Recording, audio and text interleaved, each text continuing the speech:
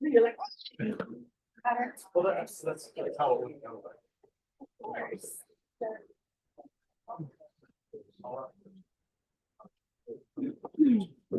Hello, hello. Yes.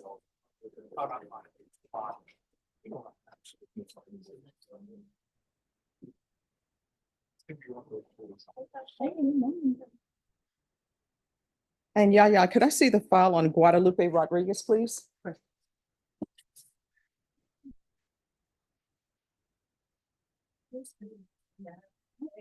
Have a good one. Yes. Because, yes, Michonne said that. IDs off. Today, she the one requesting. Looking for this. That was it, John McCarthy.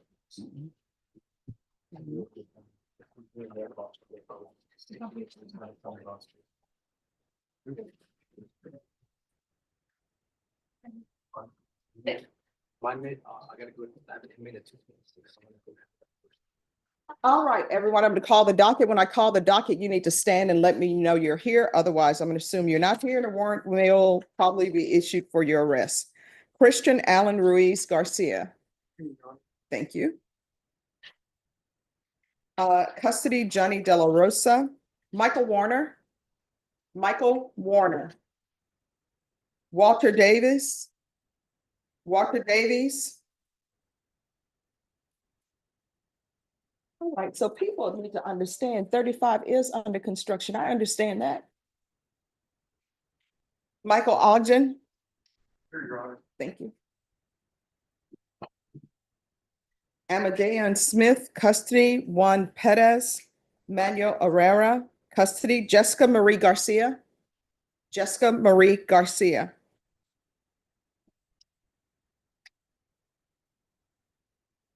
Miguel Ayala. Thank you. Richard Baker, custody, John Philip D. McCarter. Here, Your Honor. Thank you. Sean Pilkington, custody. Richard Baker, custody. Pablo Avellano, custody. Carlos Benavides, custody. Quentin Lee Francis.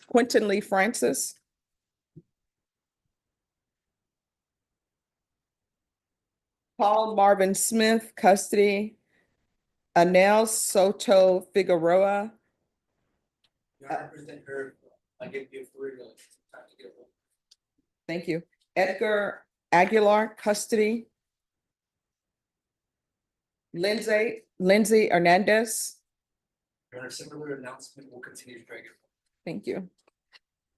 Tamar McIntyre, custody, Benito Vasquez.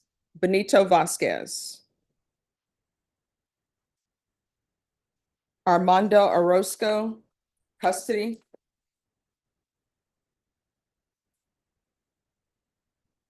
Shakidra Lavon Williams. Judge, she's going to join via Zoom. I just sent her the Zoom. All right, thank you. Sherry Cooper, custody. Victoria Lopez, custody. Cody Cross, Tyler Ketchum, custody. Joanna Marie Reyes. Deborah Aguilar, custody. Is there anyone who came in late or your name was not called? Yeah, did something drop outside?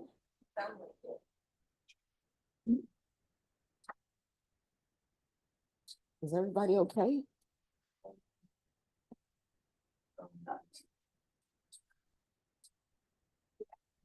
Ah, okay. All right, attorneys, you know the rules. Please follow the rules. You're not ready to approach the court if you have not conferred with your client or conferred with the state. And then, please, once you have let the clerk know to pull your file, don't just stand here and stare me down. Just have a seat. I'm going to call you in the order of appearance. If your client wishes to speak to the court in a language other than English, then we will need an interpreter. Let the clerk know that you need an interpreter. All right, thank you. Confirm. Sir, what's your name? All right, just have a seat. Second row, sir. Second row, that side.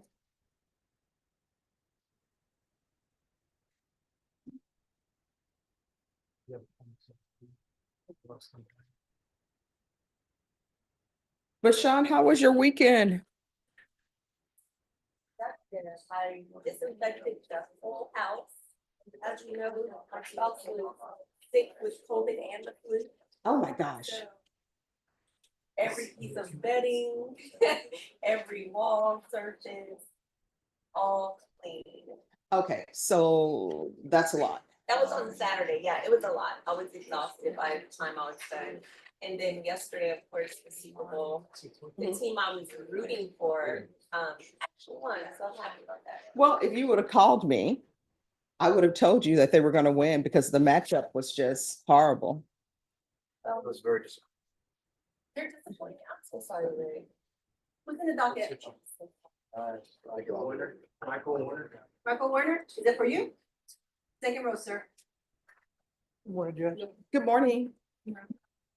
Beginning. I'm beginning. So how was your weekend, Judge?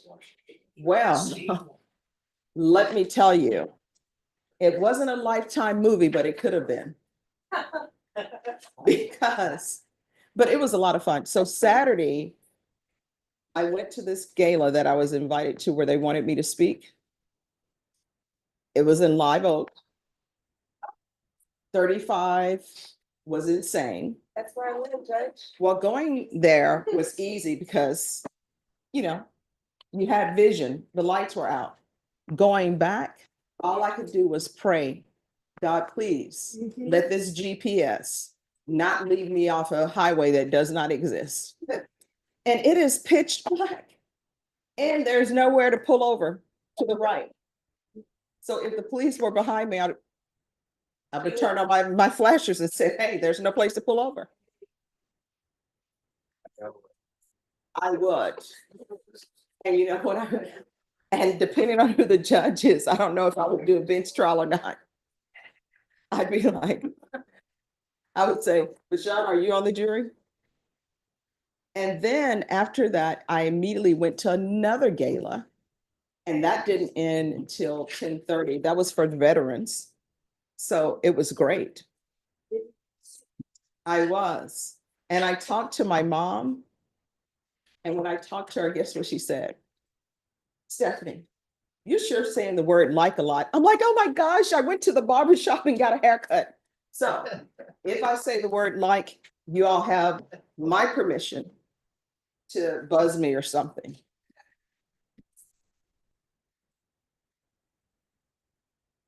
But someone did give me a book because I was supposed to speak on people who inspire you. How did your speech turn out? Oh, I think, well, they said it was very entertaining, but the funniest part, I go there and the person who invited me to speak was someone who was actually on jury duty. And so they said they were looking for a speaker and they're like, I know the perfect person. And you know what ended up happening? The expectations were so high. I said, could everybody lower your expectations for my speech? But the impact you have on people's life. So at the second gala, this lady came up to me and said, you don't remember me, do you? And I said, yes, I do, Miss Perkins. And she wrote a book. And she told me I'm in it. So I'm like, wow. So I'm going to read it. Oh, can I see the file on Judge Rita Williams, please? Yes.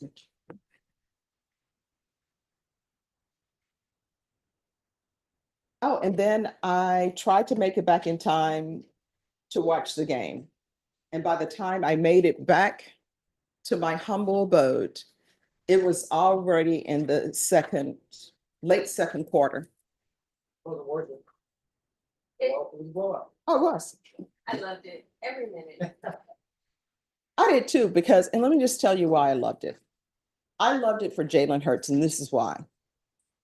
And I know Jalen Hurts fan, you know, all because of the LSU connection, but because the last time they played them, he should have been MVP. To me, MVP should not be based upon who wins. It should be based who's the most valuable player. So I was happy that they won. And if I were a gambler, which I'm not, I would have put my money on that in Vegas, but I would have put money on that, the Homes would have still got any interceptions. oh, I would have. Or. I mean, I thought at least one, but not like, what do you do, 3? Niall, Because you know what I would have done? unplug that fan in my room, Niall. Excuse me, Miss Williams. Thank you. So anyway, I would have, Excuse I me. would have thought it would have. Oh my gosh. You're on mute. Remain on mute until I unmute you. Somebody's messing with the fan. That's what we used to do when we were young children.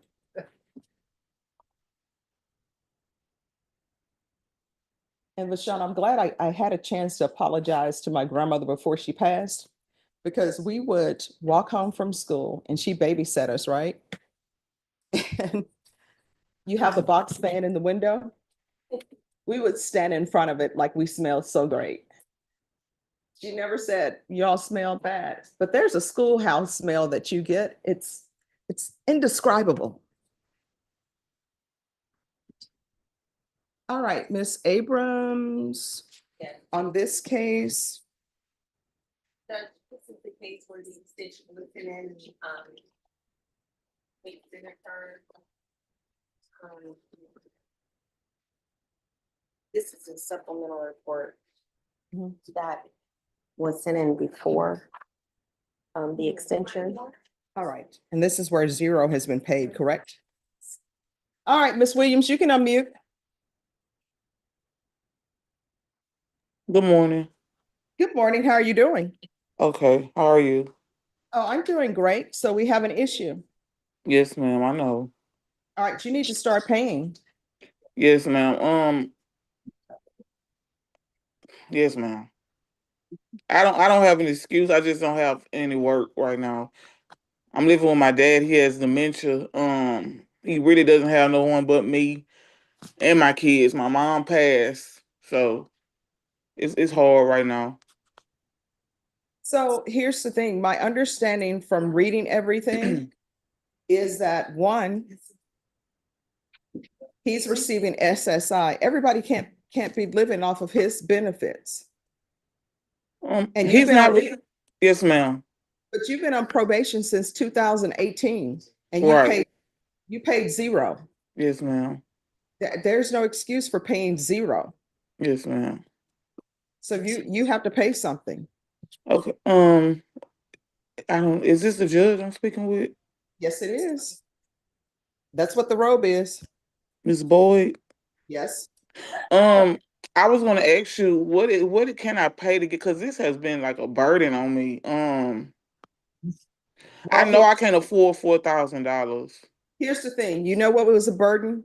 Yes, And I'm not ma'am. trying to be mean, I but understand. No, I understand. Anything you say, I understand.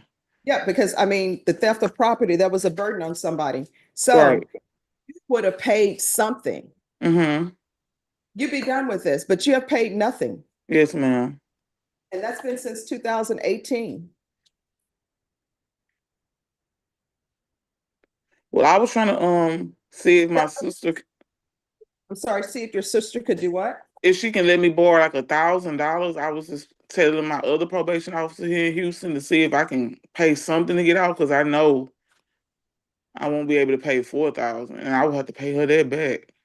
Mhm. But I mean, you're gonna have to start paying something.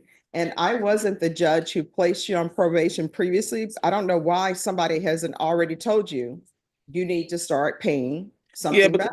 and I also had asked I had asked before the previous time, is there any way that I can like talk to that judge to lower the things, and they told me that wasn't an option. No, I mean, you have to pay what you owe. And I'm not even, the problem is I have some people who are on probation And they paid something, you paid nothing, zero. And that's been zero since 2018. Okay, so can I ask one question? I only have one. You can ask many questions. Okay, because I signed the year extension. If I was to pay something within the year and it don't be the total $4,000, would I be punished then? I'll consider things, but you need to pay. Okay. All right, you need to pay $1,500. Okay, if I pay $1,500, can I give y'all a call and let you know that the $1,500 is paid Oh, yes. and get off? Well, we'll see once you pay the $1,500. Okay. Cause I'm gonna try to borrow that from my sister and just try to pay her back in babysitting. All right, so what I can tell you is while people are with me on deferred adjudication, I don't allow babysitting. I don't allow them to have employment. No, with ma'am, I do hair as well, but it just doesn't bring in. I just started really. I just got a hair school. I just started braiding. It's not bringing in any big money yet, but I do braid hair as well. Yes, ma'am. Okay. All right, so just so you know, in this court, I don't allow people on probation to be home health care provider or to work with minors. No, ma'am, I don't do any of that. All right, probation, is there anything else? All right, thank you. Miss hello, Yes, Miss Boyd. Is this Miss Boyd again? yes, this is Judge Boyd. Okay, so Miss Boyd, if she was to let me This is borrow the Judge Boyd. I'm sorry, Judge Boyd. I'm sorry. Excuse Yes. me, Judge Boyd. If she was to let me borrow the $1,500, can I then give Miss Fuentes a call? Oh, you can call whomever. You can call probation. Okay. Well, I'll try to do that within the week if that's okay. Yes, that would probably help you a lot. Okay. All right, Ms. Abrams, do you need to speak with her? No, that's All right, probation will call you. Okay. Thank you so much. Y'all have a good day. All right, you too. Bye-bye. Okay. Bye-bye.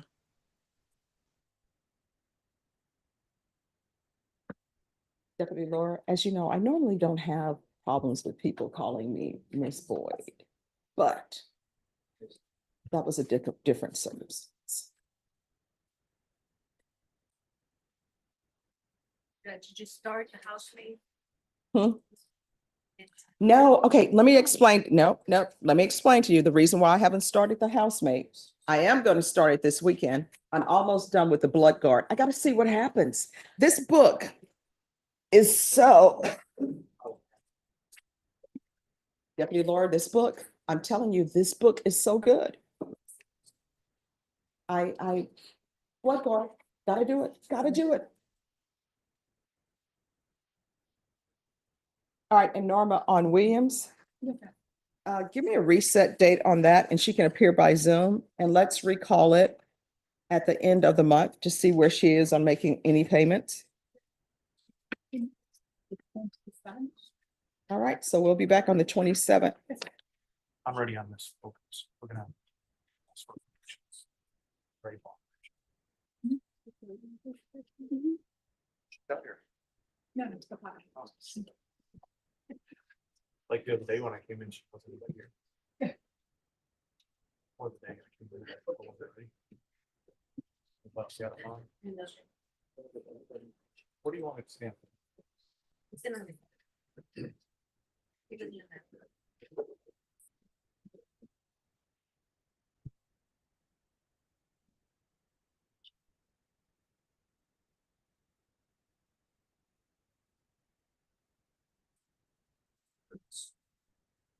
Yeah. You know, there's, I think you didn't notice about the Super Bowl, but what you didn't get to see was What? Harry Connick Jr.'s opening. Everybody talked about Lady Gaga and Bourbon Street. Oh, what did Harry Connick do? I missed that. He just sang it, song or two. Oh,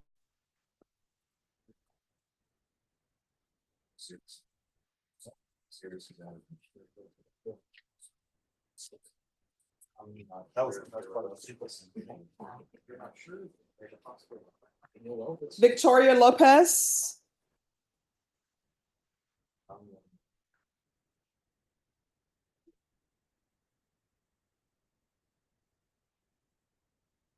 Your hair, hello, how you doing this morning? Fine, ma'am, how are you? Oh, I'm doing great. It's Monday. Yes, ma'am. Guess what? Only good things can happen. Yes.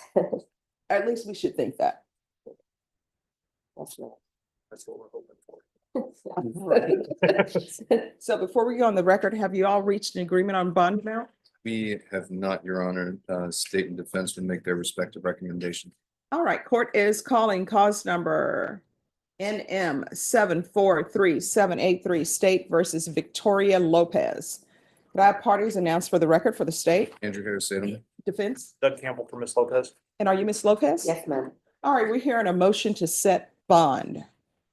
State, do you have any witnesses? No, Your Honor. Defense, any witnesses? Judge, I probably am just going to go with argument. All right, so defense, what are you requesting? Bond amount is $7,500. All right, and defense, what are you requesting? Obviously less than that, Judge. My client was out on bond. She, for a possession case, it was less than a gram. She picked up another case. Her bond was surrendered. And she would like, I mean, we can't get that reinstated, but she would like a bond closer to the $1,000 level. She will appear for trial if we have to appear for trial. All right, the $7,500 bond, did she make that bond previously? The 7,500, no, it's never been said. She's remanded without a bond right now. Ah, so on this But she case, did make the $1,000 bond and she's made the $1,000 bond on the other one. That's all just right, started. so this was previously $1,000 bond. Yes, Judge. All right, and the Your Honor. new, yes, I apologize. If we're talking about nightmag numbers C43783, 74383. yes. the previous bond amount set on December 24th of 2023 was 5,000. I'm sorry, Judge, you're right. You're right. I apologize. All right, so that was $5,000 on this case, the instant case, Yes, and she made that bond. she did make that bond. All right, then the next question is the case that she's alleged to have committed, the new case, what's that cause number? That one is 2024 PF 27235. And what is the bond amount on that case? I want to say that's $1,000. And what is the offense? Possession less than a gram. And what is her criminal history?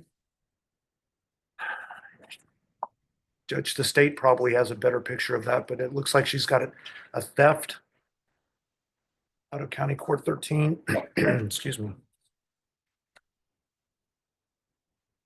Well, Your Honor, Ms. Lopez has 4 current active cases, 2024 PF 27235, 2025 CC 00. Wait, just one second. So if you could list the open active cases she has for me, what the offense is and what's the alleged offense? Possession controlled substance PG1, less than a gram. Offense date alleged offense date December 12th, 2024. Theft of property greater than $750 and less than $2,500 with the same offense date. Theft of property with less than $50 with previous conviction. Offense date December 23rd, 2003. And the instant case with the same offense date.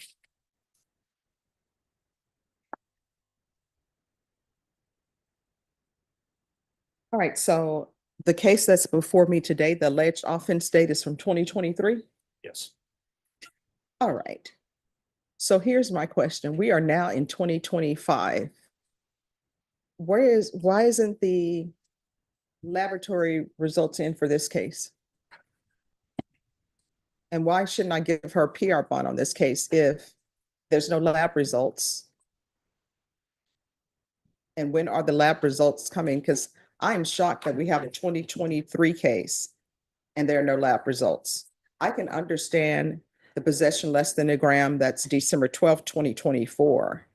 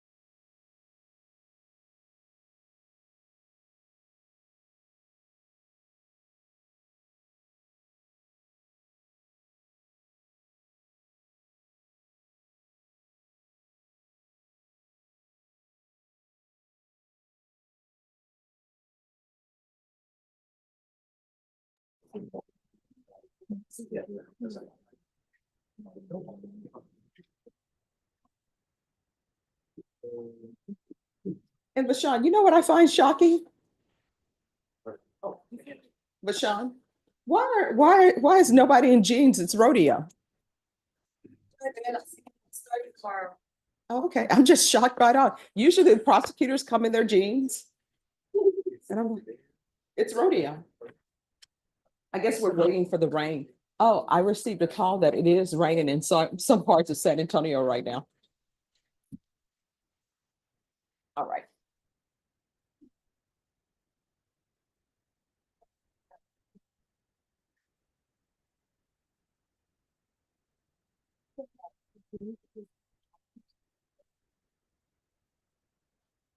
Oh, yeah, this I've already signed it.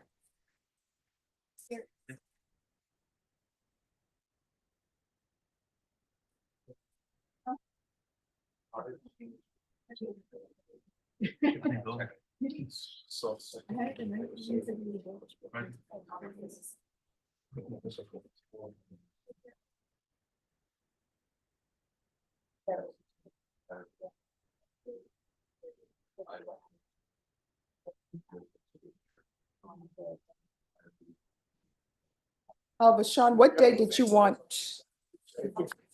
on Rodriguez? I think we're recalling that for, Judge, I think on Friday, we're 13th? calling it for Thursday. yes, It's coming Thursday? yes, that's what I have.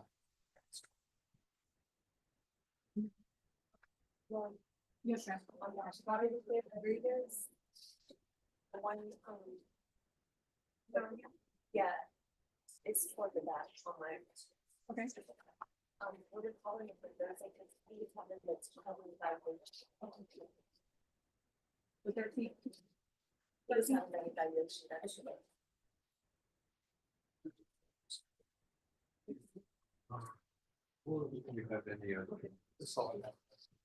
Actually, I could run out. All right, sir, just take a seat.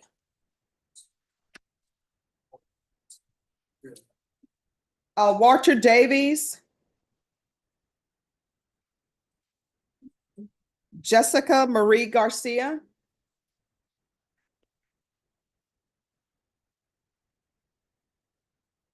Anel Soto Figueroa. Lindsay Hernandez. Benito Vasquez.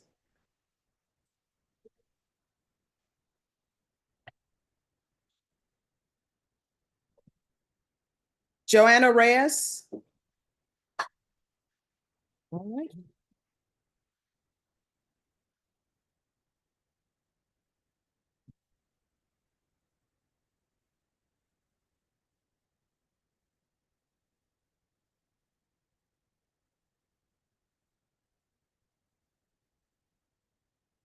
All right, to the people who are in the audience on bond, if you don't see your attorney, you are welcome to step outside to call them on the phone.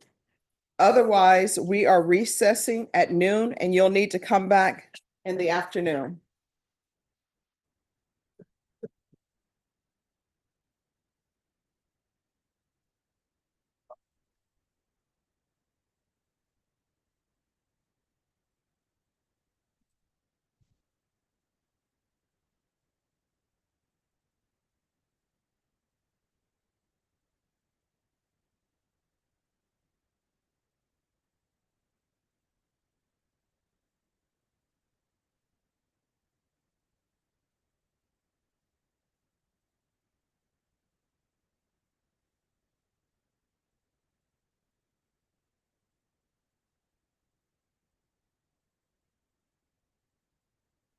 Morning. Mr. Kraus. And he also has two county court 13 cases, one of which part of our deal is that he enters a plea on. What's his last name? Kraus, Cody Kraus. Thank you. Hello, Good morning, Judge. good morning. And which prosecutor has this case? It's Crystal Campos. The cause number is 2024 011-783. That's not set till tomorrow, Judge. I know. Oh, okay, I'm sorry. No. All I right. don't know, Judge, I'm sorry. The cause number is 2024 CR 011-783. Judge. Yeah.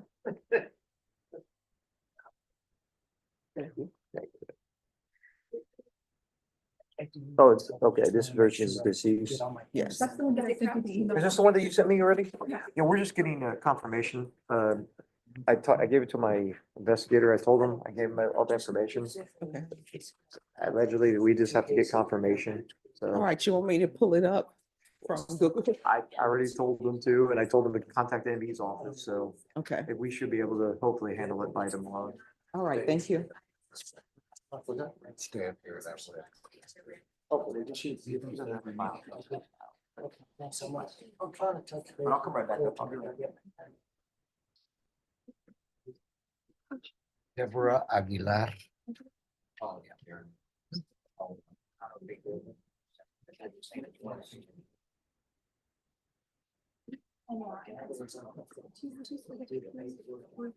No, we just need to talk to the judge about it. All right, who's here on Cody Cross? May I approach, Judge? Yes, Good morning. good morning. Your Honor, Mr. Kraus has applied for probation and this court is going to be making that decision today, but Yes, part of the plea bargain with the state includes one case in County Court 13 that's going to be taken into consideration and another on which they need him to plead on. So I just want to let the court know that I don't know what's going to happen first or where he needs to physically be, but I'm present for him. And the bailiff staff is maintaining that they have him downstairs. So however you need me to do that, I got a few other cases going on, so. well, here's my, let's bring him up. Okay. All right, thank you. Thank you, Judge.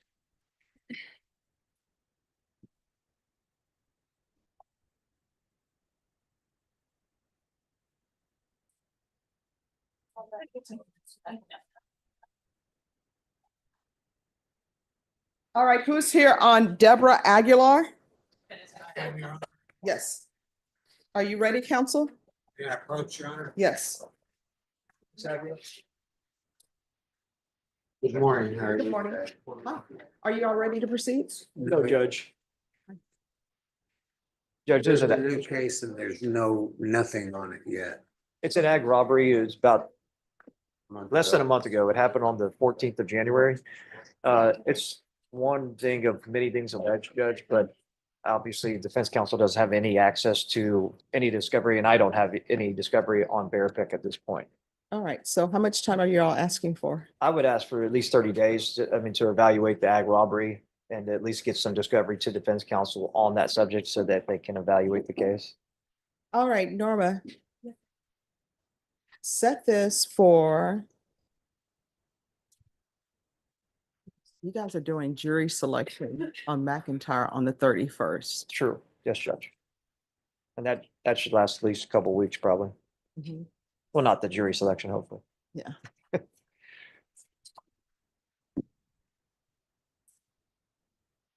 All right, Norma, set this the week of.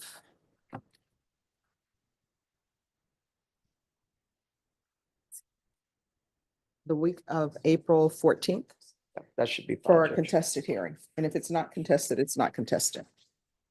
Yes, ma'am, I'll do it on the 14th. All right. Ms. Abrams, Aguilar is coming back on April 14th for a contested hearing. Have a seat, ma'am. And defense, Mr. Schaefer. Hi, I'm assuming do you have any objection to that date? All right, thank you. Okay, Whatever dates the court gives us, that'll be fine. well, no, I don't want to leave it out there for too long. Well, Judge, I understand, but with the New Testament, they have nothing. It's hard to do anything. Oh, yes. Is that Thank you. document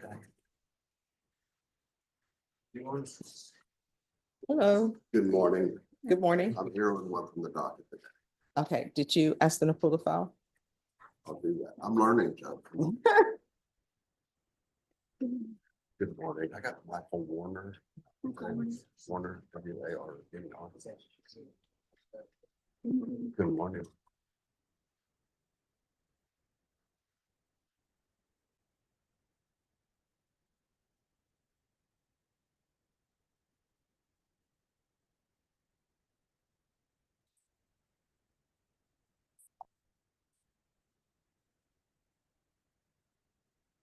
Your Honor. Yes. Yes.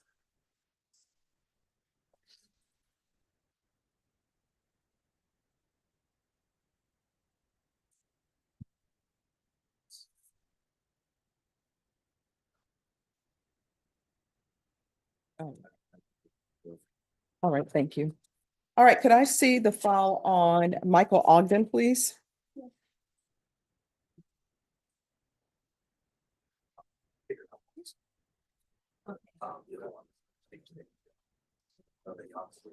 Yes, he's bringing them.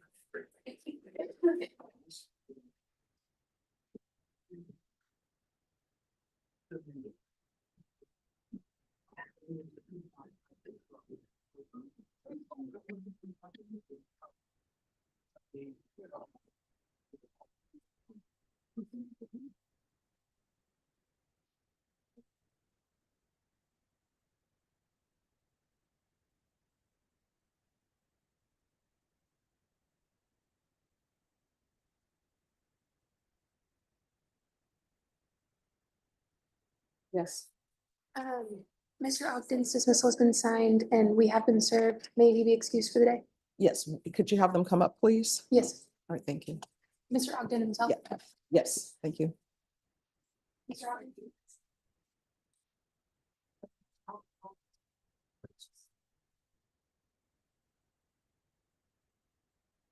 Hello, Mr. Ogden. Good morning, Your Honor. Good morning.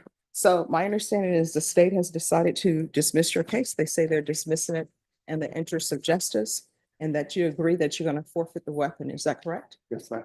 All right. Good luck to you. Thank you for always dressing appropriately for court. Thank you. Thank you, You're Judge. welcome.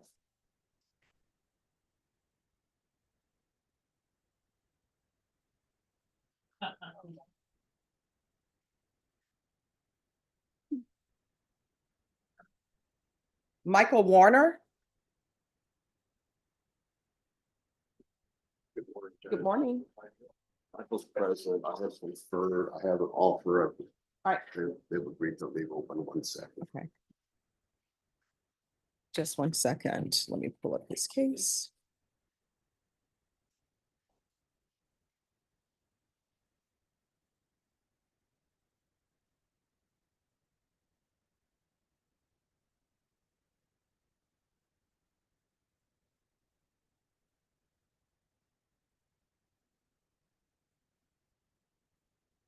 And so it shows the last thing I have for him is there was a bond forfeiture. Yes, So- Judge. There was a missed court date in October. Mhm. We took care of that a couple of weekends ago. We Came in on the following Got it. Monday and you denied on I side. Ah, okay. All right, so in this case, you have all discovery Yes, Your Honor. and was an offer tendered. Yes, Judge. Sir, how old are you? 35. I'm sorry, what? 35 years old. All right, Ms. Ferguson, reset this for 3 weeks for plea deadline date. Yes. And you need to make sure you're on time for court. You were late today. It would be March the 3rd. All right, your plea deadline date will be March 3rd. Okay, Once you sign the reset form, you're excused. Thank you for dressing appropriately for court. thank you, Judge. Thank you.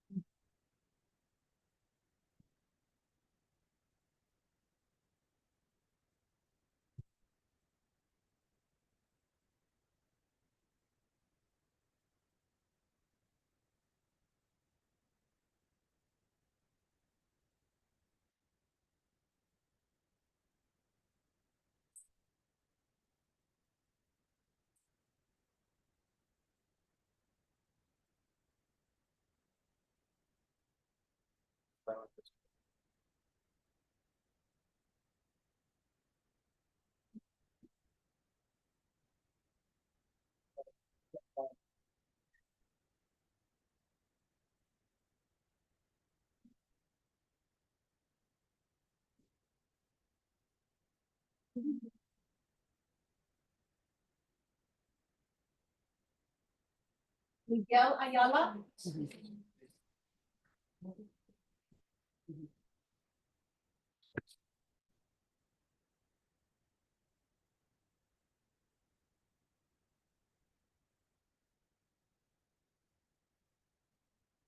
Benito Vasquez.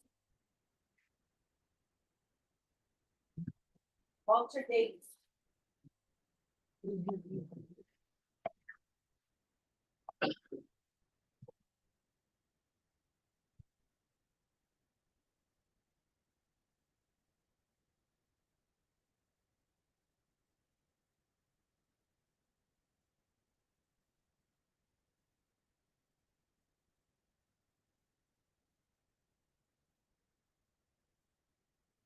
Yaya, can you have this file pull, please? Yes, sir.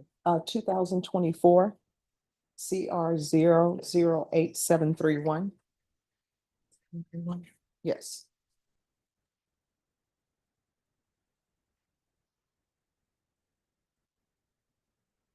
Oh, it's not on the docket today. I don't think it is, at least. It's 2024 CR 00871.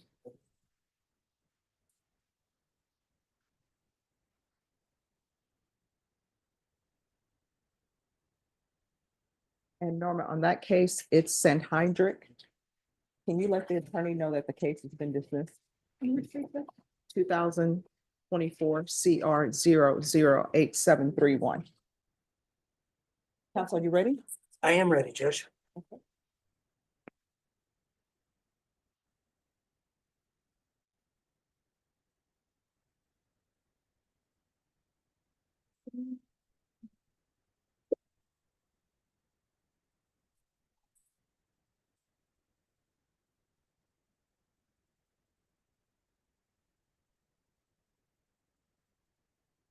Was a PSI done on this case? Oh, defendant waives PSI. Thank you. All right. Court is calling 2024 CR 012731, State of Texas versus Cody Kraus. Can I have parties announced for the record for the state, Opinion for the state of Texas? for the defense? Mark Darling for the defendant, Your Honor. And are you Cody Cross? All right, both parties agreed to waive the PSI. Is that correct, state? Yes, Your Honor. Defense, is that correct? Yes, Your Honor. All right, according to your plea bargain agreement, the state was proceeding on count 4 only. State waived count 1, 2, and 3 without objection. You waived the PSI. To count 4, you entered a plea of no contest. According to the plea bargain agreement, punishment is to be assessed at a cap of 6 years in the prison. There's a $1,500 fine. The state opposes your application for deferred adjudication. The state is silent on your application for community supervision. This is to run concurrent with 2024 CC 742862. The state is taking in consideration 2024 CC 742860, 2024 AL 004803, and there's to be no contact with the complainant. That's not an issue now. All right. So are there any witnesses? State you're opposed to his application for deferred adjudication? Correct, yes, ma'am. And why are you opposed to the application for deferred adjudication? Given his criminal history, Your Honor, the defendant, even as a juvenile, has many assault cases, a lot of them involving the same victim. The cases that are being running concurrent NTIC as well include the same victim. So given the defendant's history for violent offenses, we are opposing his application for deferred adjudication. All right. And what is his criminal history? So in 2012, he had 3 juvenile ABI charges. In 2022, he had a burglary vehicle charge that he did 1 year of deferred adjudication on. And did he successfully complete that? Yes, Your Honor. Okay. He has one of the 2023 ABI cases that's currently pending, that's part of this plea deal. The terroristic threat in 2024 that's currently pending as part of the plea deal as well. Another 2024 ABI that's pending as part of this plea deal. And he's got some out-of-state charges from Oklahoma for DUI and possession of a controlled substance that are currently still pending in that state. All right. All right. Any witnesses state with regards to your opposition to deferred adjudication? No, Your Honor. All right, defense, any witnesses? Judge, I'd like to call Ivy Regalado. She's present today for about 5 or 10 minutes of testimony. Sure, sir. Excuse me, Mr. Cross, will you step over there, please? All right, you can come forward. Could you raise your right hand for me? Do you solemnly swear or affirm the testimony you give will be the truth and nothing but the truth, so help you God? All right, you can lower your hand, state your name for the record. Ivy, All right, and could you spell your last name, please? Regalado. All right, I asked you to do that for the court reporter and also for myself. All right, defense? Ms. Regalado, do you know Cody Kraus? Yes, I do. And how do you know him? I work for Sam Ministries as a rapid rehousing case manager, and he is one of my clients.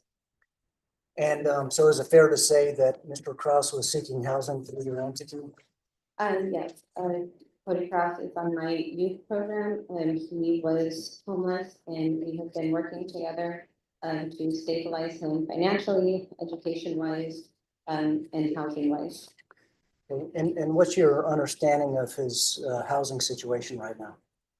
Right now, if he was able to get probation, I would still be able to house him.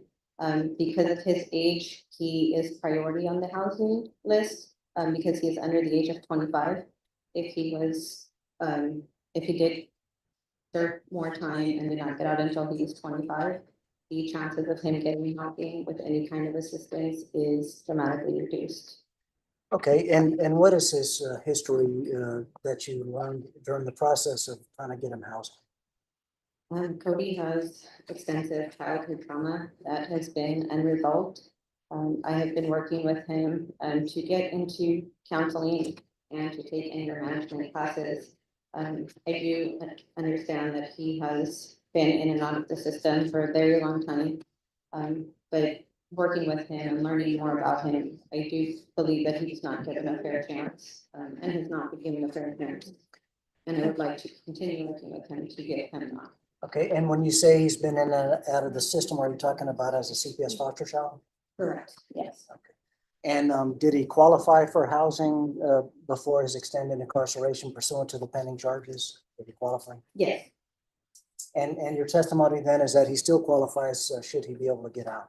Yes, if he was able to get out, he could continue on my caseload for almost another 2 years, which would help him go to therapy free of charge, get housing free of charge. He could go back and get his GED and pursue further education, also free of charge with working with our organization.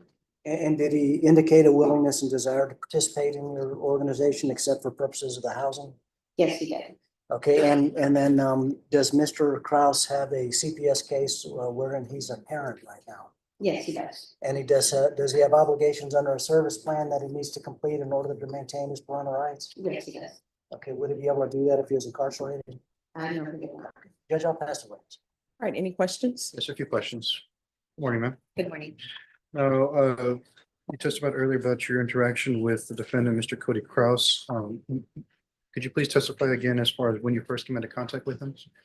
I believe it was April of last year, so I've been working with him almost a year, and he was referred to me by my supervisor. Okay, almost 1 year of contact with you. Yes. Were you aware of any of his history prior to that time? We have some case notes when we get the referral, but most of it is just one-on-one conversations with him. Okay. Were you aware of any of his criminal history at all? Yes. Okay. And does his criminal history play any type of role or decision making into his applicability for housing? Absolutely not. Okay. You mentioned that you have or that going through counseling, is that correct? Yes. Okay, what kind of counseling is he going through? So we had put in the referral right before he got arrested, to do, counseling and psychotherapy. And this can be done virtual or in person, Okay, with UT Health. has he been in compliance with his counseling? He has not been able to because he's been incarcerated.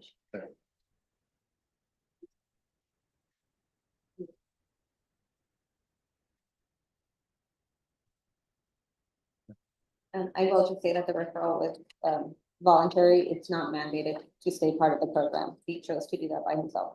Okay. Now, are you aware that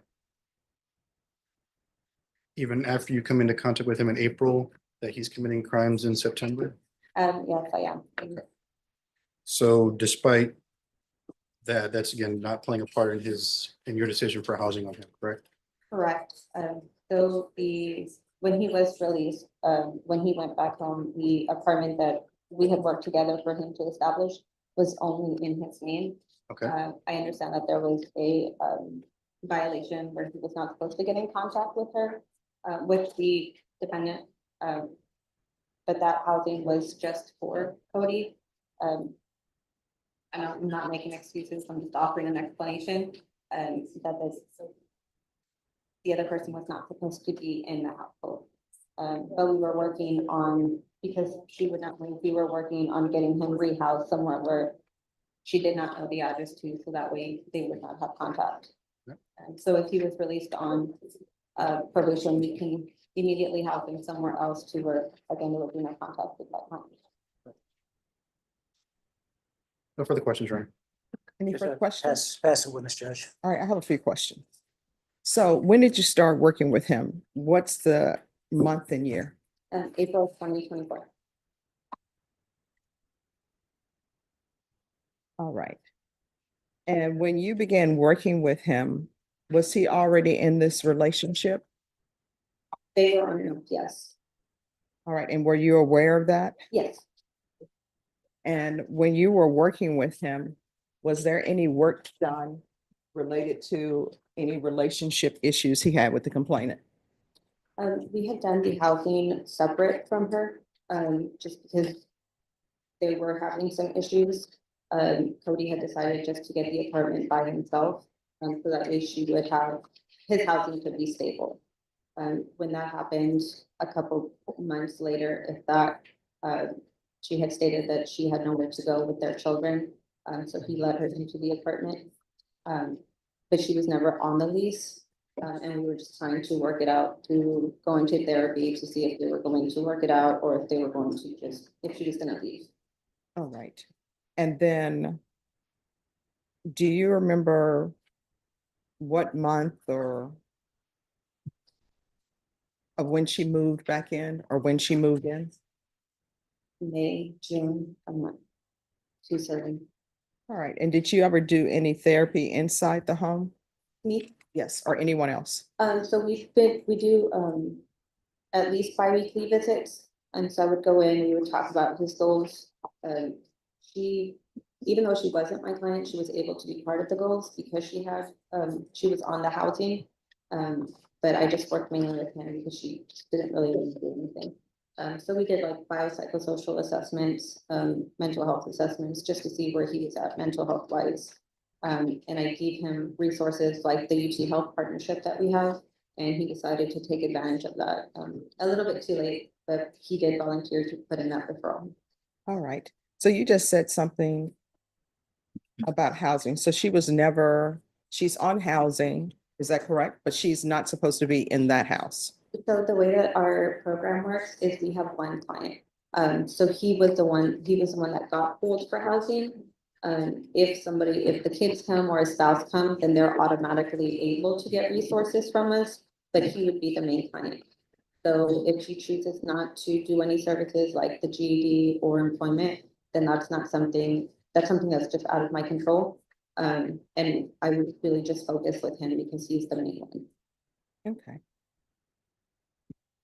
And what type of services are you offering him now if he were placed on probation? And so if he were placed on probation, immediately we would try to house him. The goal is always under 30 days, but we can make that happen in 24 to 48 hours with the landlords that we work with. And from there, we make a housing goal. So if he wants to go back for his GED, we can set him up with that. We also partner with Goodwill to get him employed, work on a resume, work around his criminal background. And we also work with UT Health for the counseling. Sorry, I'm blanking. But we have resources for everything, and the goal is to, after the year to 2 years, you can be in a place where you can get mental health help, you can get physical help. So we can help them with SNAP benefits, we can help them get Medicaid, so we can go to the doctor. So does he have mental health issues? I would say yes. Does he have any drug issues? Prior, yes. And prior, what was that? From my understanding, just weed, not just weed. But I was never, nothing else from my understanding. All right, if the court were to grant him probation as a part of his housing, could you ensure the court that you would not allow other persons to stay in that house? Yes, it can. We work with the landlord. If the landlord sees somebody, or if I see somebody, because we can just be dropping visits, we can talk to him about it. We can talk to the court about it, which I'm assuming there would be something in place. But from the conversations that we've had since getting arrested, because we've had a couple, I do think that he genuinely understands the severity of, while you were in that mindset of trying to do the right thing for the right reasons, look at where it's landed you, and I do understand that. I do think that he understands the severity of this cannot happen again. All right, so here's the problem. I've just been informed by the state that he has out-of-county issues as well, and they're still open. So how is that addressed? Because he has out-of-county cases as well. I can talk to my supervisor. I know we have worked with out of county. I haven't had that experience with a client, but I do know that we work with other courts to resolve that so they can keep their housing. All right, and if the court were to send him to prison, would you all still be able to work with him when he was released? No, he would have to get back on the waiting list. But again, there's priority given to ages 18 to 24. Just because so many have just aged out of foster care. That's my grant. So he would have to just go to the general one, which is about a 5 to 7 year waiting list right now. And so he would not be eligible just to get back on the services because he would age out from the program. All right, and so how long do you have this placement open for him? Right now, we're just waiting for a decision from you. But we can, if he was released, we could keep him up to almost 1.5 years now. From now, because he was only technically housed for about 5 to 6 months, and we can keep him open for 24 months. All right, so here's the problem. I don't know what's going on with his out-of-county cases. I don't know if he has a warrant for that or not. So he may not be released. So I'm just trying to find out if I were to grant him probation and he's not released from the other county, if they pick him up, how long would the opening last for him? Because if I were to grant him probation, once he's released from custody, I would want him immediately in the program.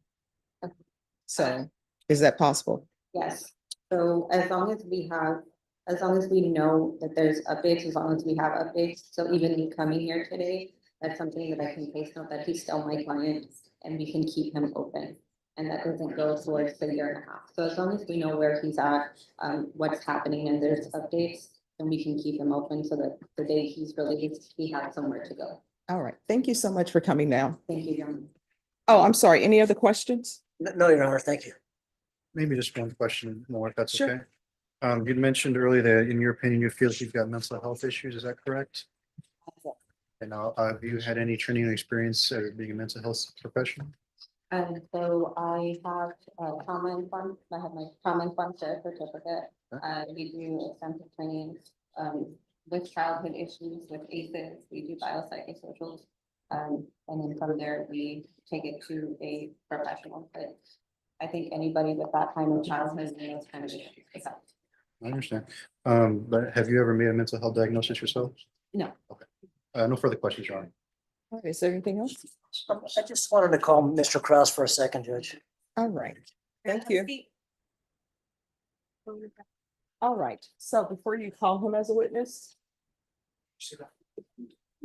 I don't know, he may say something that will make me make up my mind, or he may not.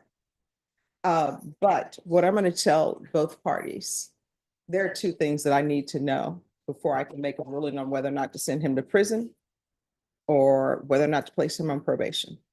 Two things I need to know. Somebody needs to contact whoever his attorney is out of county to find out what level those DWIs are and exactly what is going to be happening with that.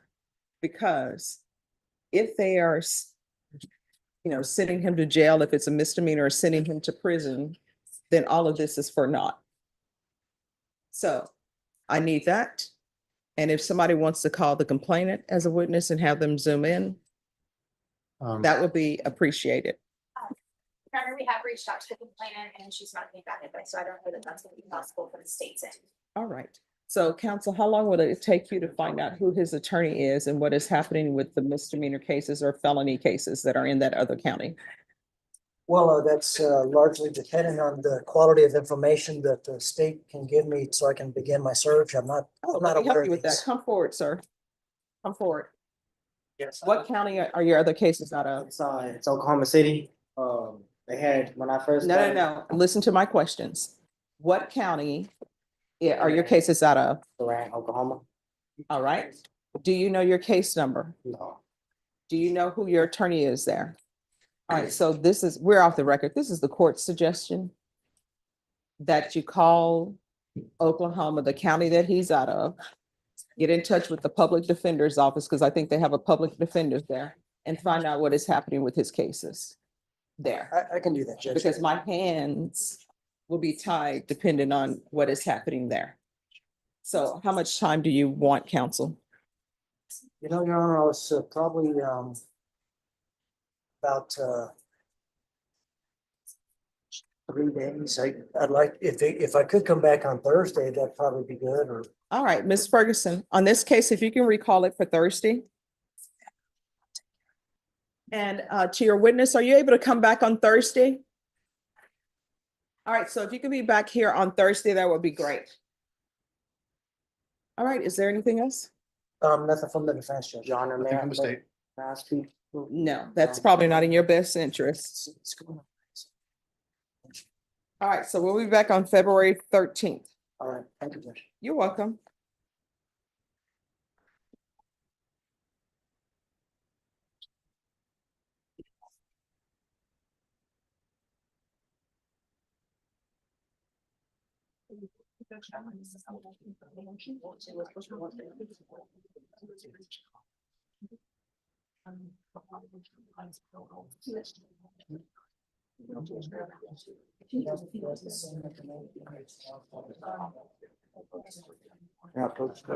Just one moment.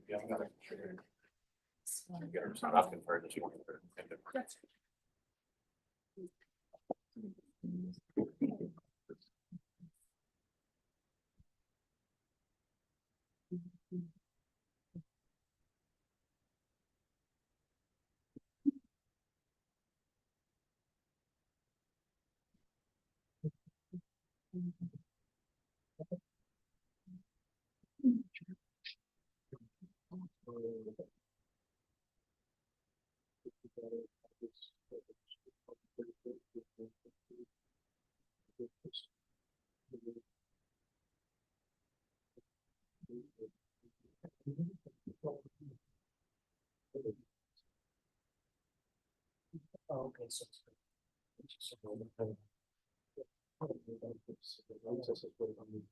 Okay.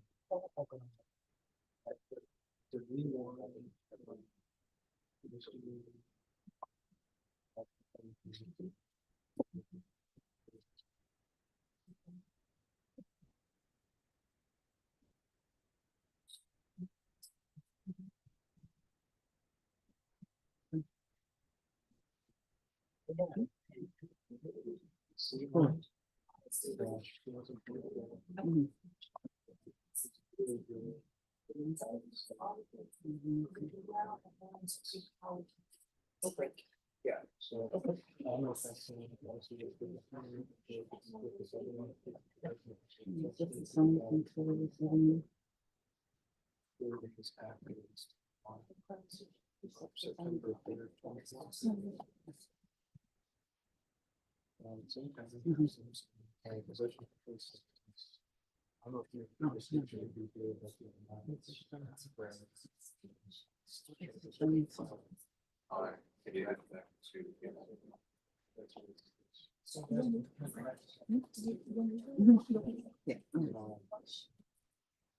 So, okay. Well, if it's from the same county, I can't imagine they didn't have access to information. Is it for you, ma'am? Do you have a key in here? See what happens.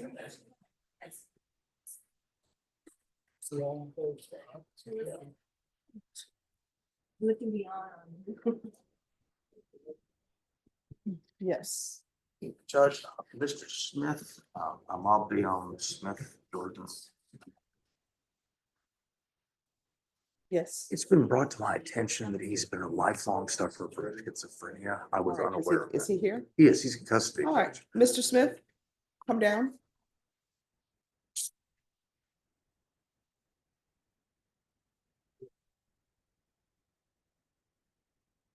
So we're here on a motion to revoke. That's correct, Judge. And he also has a new number one in here and a new number one on 12. I wanted to have a mental health evaluation done with him before we proceed, just so we're all on the same page. All right, do you think he's incompetent? Judge, I'm not saying that. He's just taking, it just come to my attention that he's been a lifelong sufferer of schizophrenia. And I wanted to see if you could speak with a physician and see where we are on that. So how that may or may not affect the way I want to move forward with this. Well, I mean, the only issue is if he's incompetent, then we'll have a competency. If he is competent, this is either going to be a contested hearing and you can bring in whatever mitigation information you would like. Understood. But I still need to have that evaluation done, Judge. That's what I'm saying. We don't have that right now. We'll get there later. I'm asking for a little time for him to be evaluated, Judge.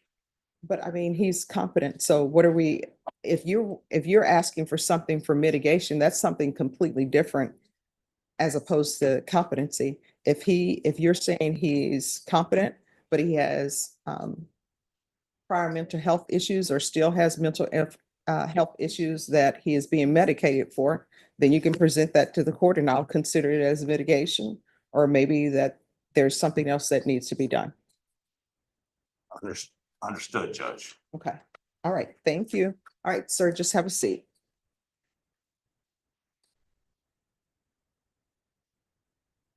So you all want to confer? I've been conferring, Judge. He was supposed to have had a mental health evaluation done as part of his probation with your court. That was never done. Okay. So I was hoping to get one done while he's in custody. No, I can hear the violations and see where you all want to go with that. Otherwise, it'll be set for contested. Okay, Judge. All right, thank you. Who's here? Dimitri Cavers? Yeah, it's not on the docket today, Judge. Obviously, it's an unindicted, unauthorized use of a motor vehicle case. My client is, as you can see from the motion, he's in federal custody serving a federal sentence, and he sent me a letter to Beth that we can try to do something to at least get the court's attention, maybe to try to get him to bench warrant him back. I've conferred with All right, him. so let me ask you this. One, how much time did he receive on the federal case? They're like an 18-month sentence, Judge, and he's been there for about 6 months, so. I haven't had a chance to look at it. He just told me he was doing the bench warrant, so I can look at it to see if it can be resolved. And see. Sure, Judge. All right, thank you. Who's here? Walter Davies? I am, Your Honor. Honor, I have an intern, if I could have an intern. Sure. Approach.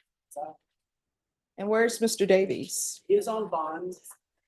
If I could give you an update, and I've already conferred with Megan Galloway. No, I mean, is he in the courtroom? He is not in the courtroom. He is not present. And So is he on the docket today? he is on the docket today, Your Honor. So, Well, I'm in line to approach, to make my announcement. all right, let me.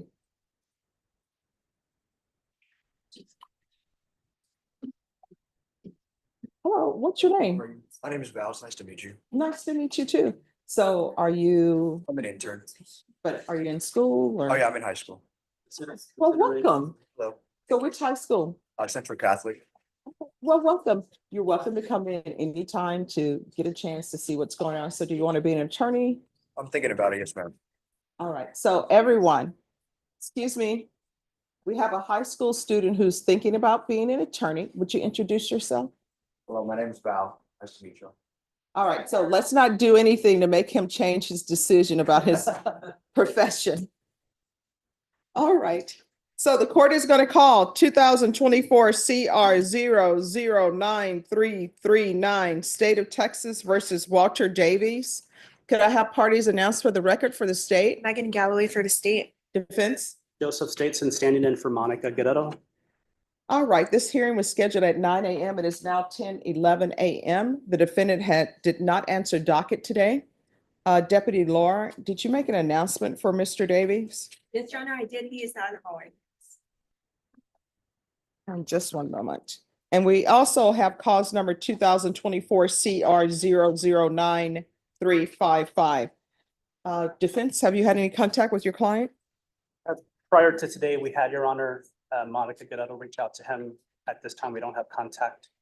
We did receive a plea offer less than 30 days ago. We were in the process of negotiating, working it out, but he's not present today, Your Honor. All right, and do you know, is he on a PR bond or a commercial bond? I would have to check Odyssey for that, Your Honor. All right.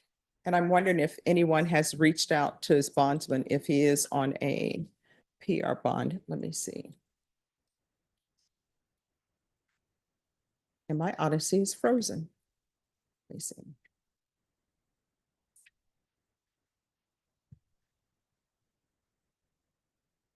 It looks like it's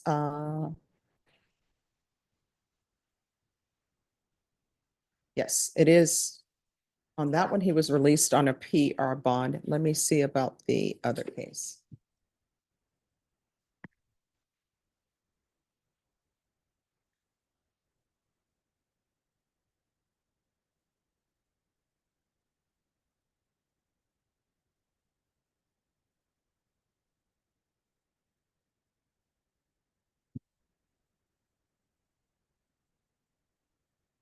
He's released on a PR bond. I believe both are PR bonds.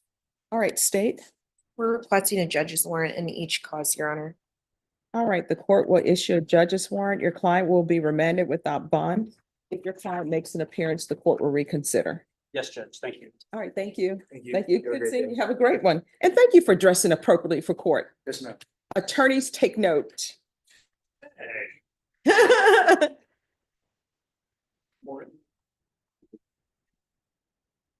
No, that's all right, sir.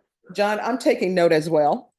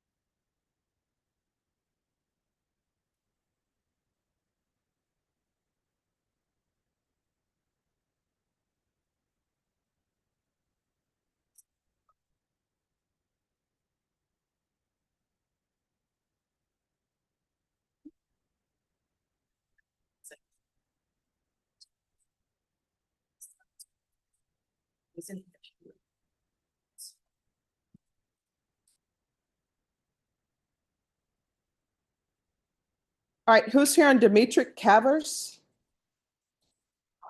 All right, have you, you're still working? Oh, no problem. I'll just put it to the side and let me know when you're all ready.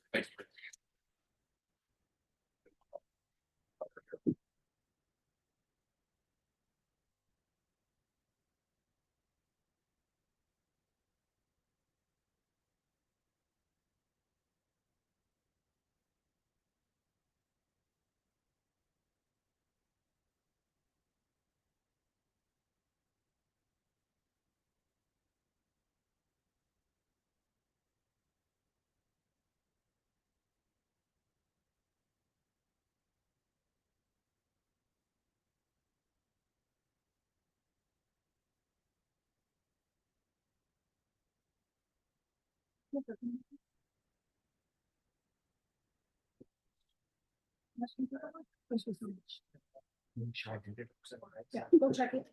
We'll let you know. Thank you.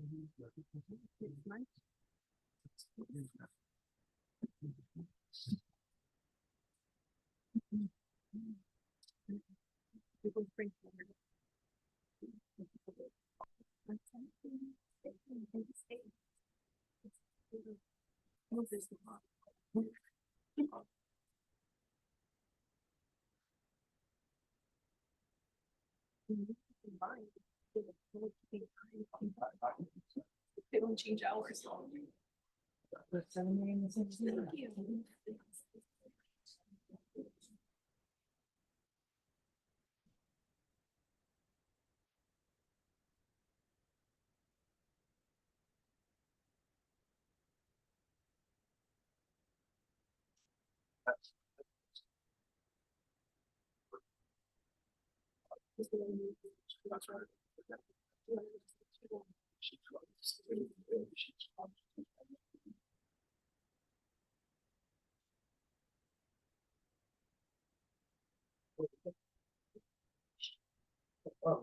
Are you able to? Yeah.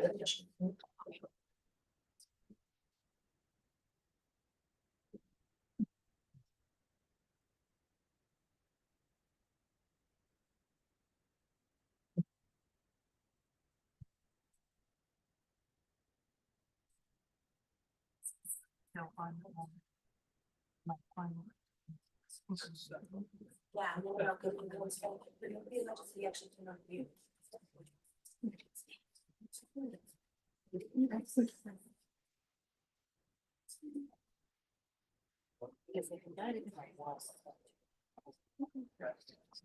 Yeah. Put Christian Reese Garcia up there, but can you put a statement?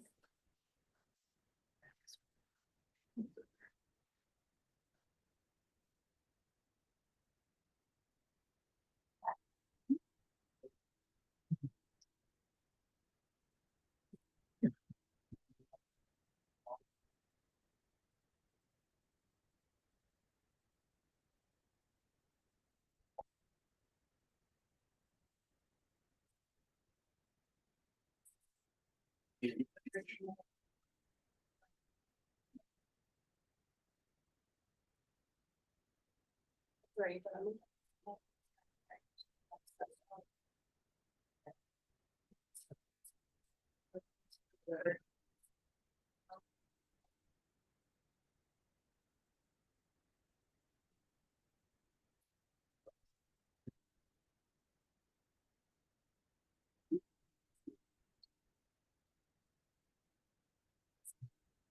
Judge.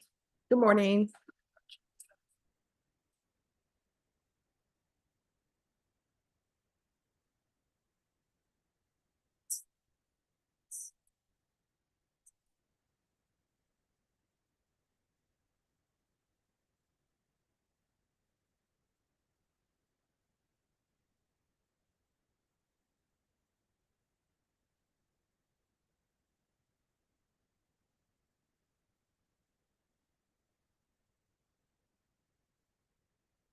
Who's here on Quentin Francis? I am, Your Honor, Sharon Thorne for defense. My client? Yes.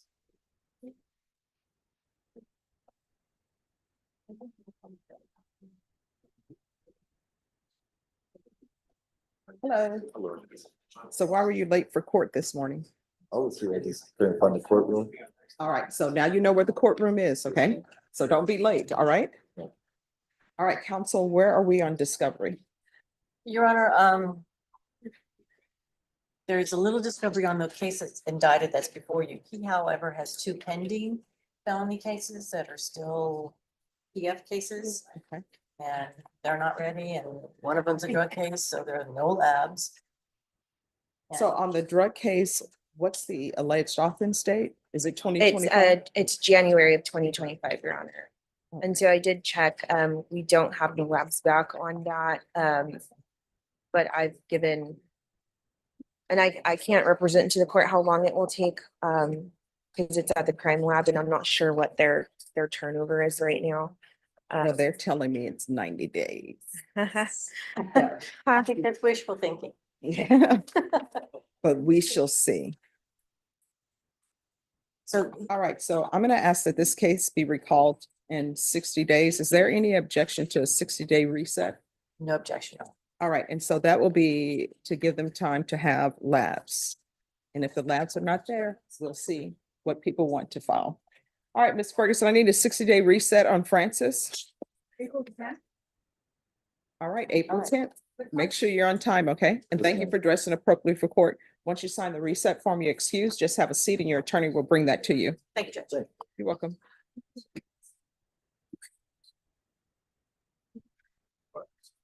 Hold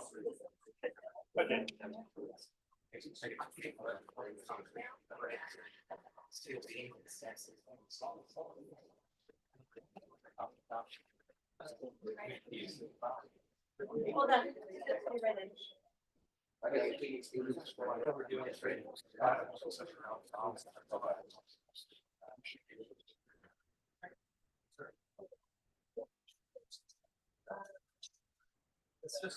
Going that way.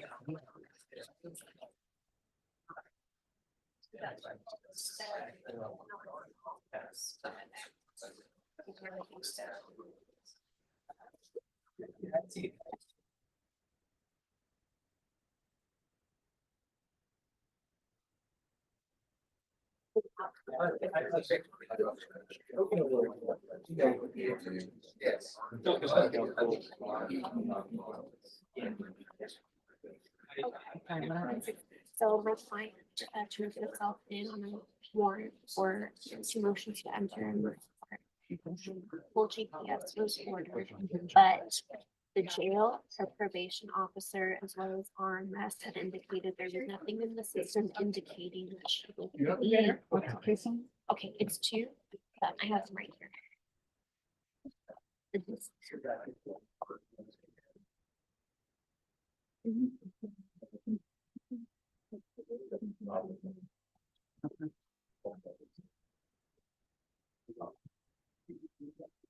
So she was released from jail on Friday. She stayed overnight.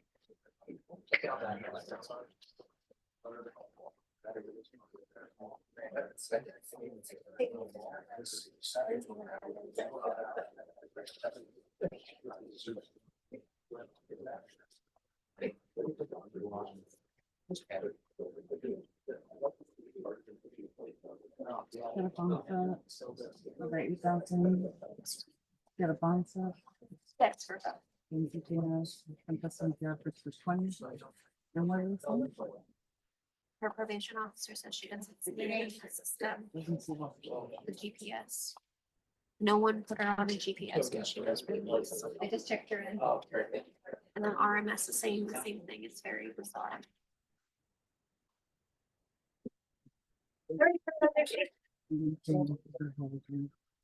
I'm in training, so I can call them. Trying to get her to understand the same things together, and she sounds like one not the other. So, when it's under. All right, Christian Garcia. How's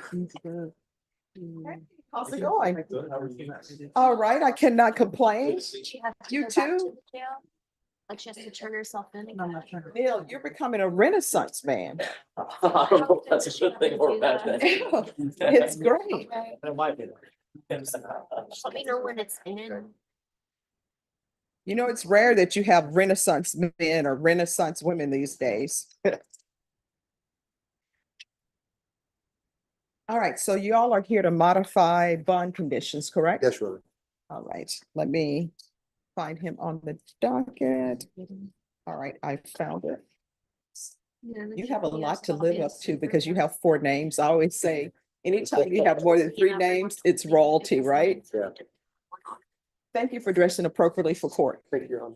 All right, so let me see. All right, so the issue is with the GPS, and I'm assuming you're asking for it to be removed? No, Judge, just for tracking. All right, any objections to tracking? Yes, Your Honor. All right, we'll go on the record. Court is calling 2024 CR 0087173 and 2024 CR 00812 State versus Christian Allen Ruiz Garcia. Could I have parties announced for the record? State. Jason Garahan for the state, Your Honor. Defense. Raymond Martinez. All right, so we are here. This defense is requesting that the defendant's bond be modified to tracking only, and state you have objections? Yes, Your Honor. All right, so defense, why are you requesting tracking only? There's several things. Number one, Mr. Garcia has been on bond for a good while. He's had no violations. He was originally on full house arrest for how long? All right, if you're gonna call him, I'll need to No, put him I- under. I just, Partial, is that correct? he's on partial now, but he was on full house for 3 to 4 months before he moved to partial. The court moved him to partial so that he could go to work. His dad found him work, and he's been doing that. You've also given him permission to go to church on Sundays, but he's got a curfew. The issues that Mr. Garcia is running into now, he's got some health issues. The doctors told me he has high cholesterol and borderline diabetic, so he's got to attend to medical appointments. All right, see, you know what? High cholesterol, diabetes, we all, and when I say we all, I include myself, we gotta start eating better and exercising more. It's hard. I'm surviving off of oatmeal. You're making my point for me, Judge. One of the things he Yes. wants to do is to exercise for purposes of addressing that. His primary care physician has also recommended that he apply for Social Security disability for some More other. people, do we not exercise in our backyards anymore? That's what we would do growing up. No. I mean, do You we? see gyms at every corner, Judge. Everybody, Obviously, we're not. he doesn't need a gym. Do some push-ups, do some weight resistance. Well, Judge, there's been studies done about how when you get into an atmosphere where everybody else is also doing that, it kind of pushes you and motivates you. They've done studies on like when bicyclists are riding by themselves versus when they're in a pack. It's the synergistic effect of everybody moving together. And so that's why there's so many Well, gyms. who lives in the house with him? His parents. See, we can make this a group thing where everybody exercises. Yeah. And so getting around, and he's also trying to go to college, Judge. The FAFSA financial aid being held up because of these cases, but they're trying to work through that. See, he's becoming a Renaissance man. He definitely is, Judge. Okay. And he's been, I dare to say, perfect on All pre-trial. right, so here's my question. Because sometimes I try to find a happy medium, if we can come to a happy medium. So, state, would there be any objections to allow tracking with a curfew? Did you all think about that? He has a curfew now, Judge. It's very early. That's like 6:45, isn't it? Yes. But I mean, he's on partial. He's only allowed to do certain things. So Right. I'm saying tracking with a curfew. Did y'all discuss that? We did not, but Y'all we're wanna certainly just- open to that. I think the state's just opposed to All right. tracking in general. Well, you all want to discuss that? Because I think part of the issues, we can go off the record. I think part of the issues based upon his charges is sometimes, you have people, they need to be in the house before the street lights come on, because people tend to act crazy when street lights come on. So I don't know if that's something you all have considered, if that's something you want to consider. But I will tell you, counsel, based upon his charges, I'm not inclined to do tracking only. So if you all want to do tracking with the curfew, then the court will consider that. But just a blanket tracking, I'm not inclined to do that based upon his charges. So if you all want to discuss that, Yeah, I can discuss it with defense counsel. all right, thank you. And then if you all could, because I know things happen on the weekend, maybe tighten up the curfew time on the weekend. And then maybe during the week, it's something different, but discuss. Thank you.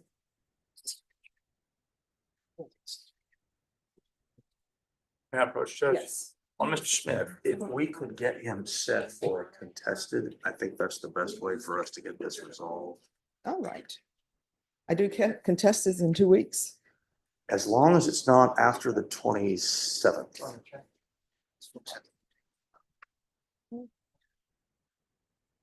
Or before the 4th. I've got some obligations I have to take care of through my wife. And I'd be in big trouble. Yes. Just one moment.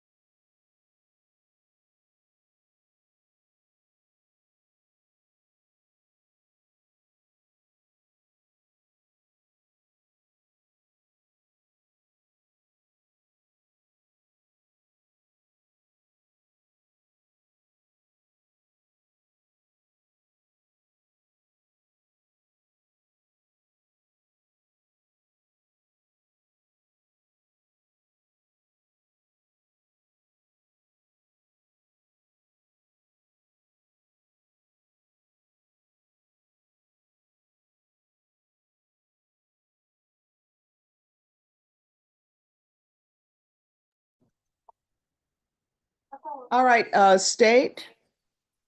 Smith, the case that's on probation, it's being recalled for contested on February 24th.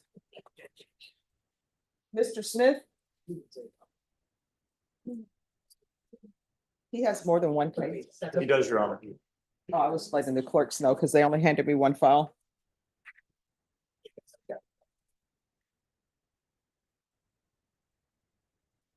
All right, we're bringing you back for a contested hearing on February 24th at 9 a.m. Thank you. All right, thank you.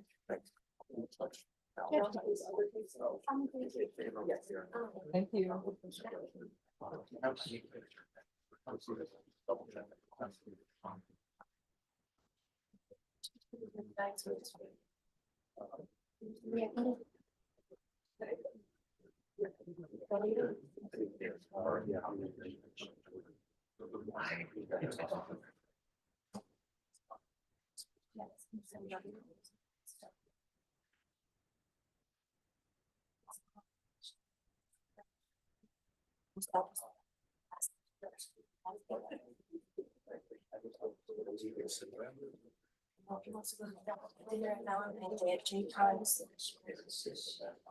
I'm getting churches for that. Yes.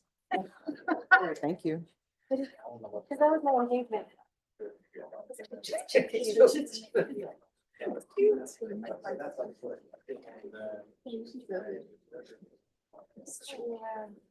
Sometimes. Yes. You know, we can confer again on the Mr. Cavers, the motion for the event warrant. Mhm. Yes. It's an unauthorized use, Judge. I don't know what the particular issue or question you have, but she's looked into it. There was also a drug case that was rejected for further investigation, no longer pending. So are they bringing him back for this unauthorized use? Well, Judge, I don't know if they're gonna do that or not, but it's a victim case, so they can't outright dump it, is what I was told. So I don't want the word in their mouth. Oh, no problem. So I did have an opportunity to look at it, and I can't resolve it at this time because there's a big thing involved in the case. So if you're able to, we don't have an objection to it. All right, so let's do this. How long do you think it will take for you to reach out to your complainant? You could give me 2 weeks. All right, so this is what I prefer, if you have no objections. If you want, I'll issue the judge's warrant, but let me just tell you, with the federal, I understand how that works, Judge. This is a paper trail that we're chasing. So obviously, I just want my client is wants to make sure he's getting credit and all that stuff too. And I think he wants. I will make sure Yeah, that he has credit for that. And I'm prepared for whatever we need to do to resolve the case as well, but he was concerned about. All right, so let's have this brought back in 2 weeks then. Do y'all want to bring it back? And council will make sure it's on the docket. You want to bring it back on the 24th? That's fine, Is Judge. that enough time? All right. We'll bring you back on the 24th. Thank you, Judge. All I'll right, be thank here you so informally. much. Thank you. Thanks for your help.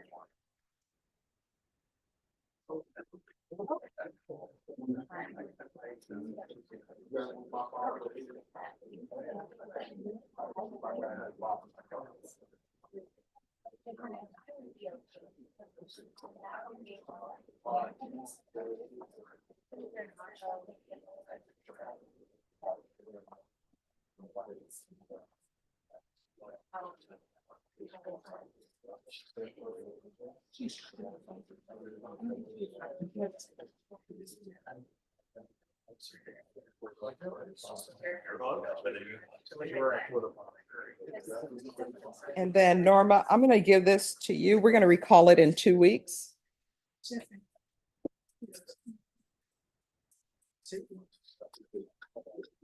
Just wondering around.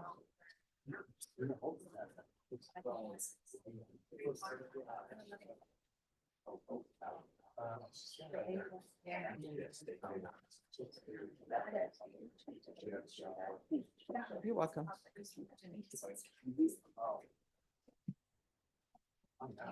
And Judge, Mr. Martinez is fine. Yes, Okay, just making sure. no problem. Yeah.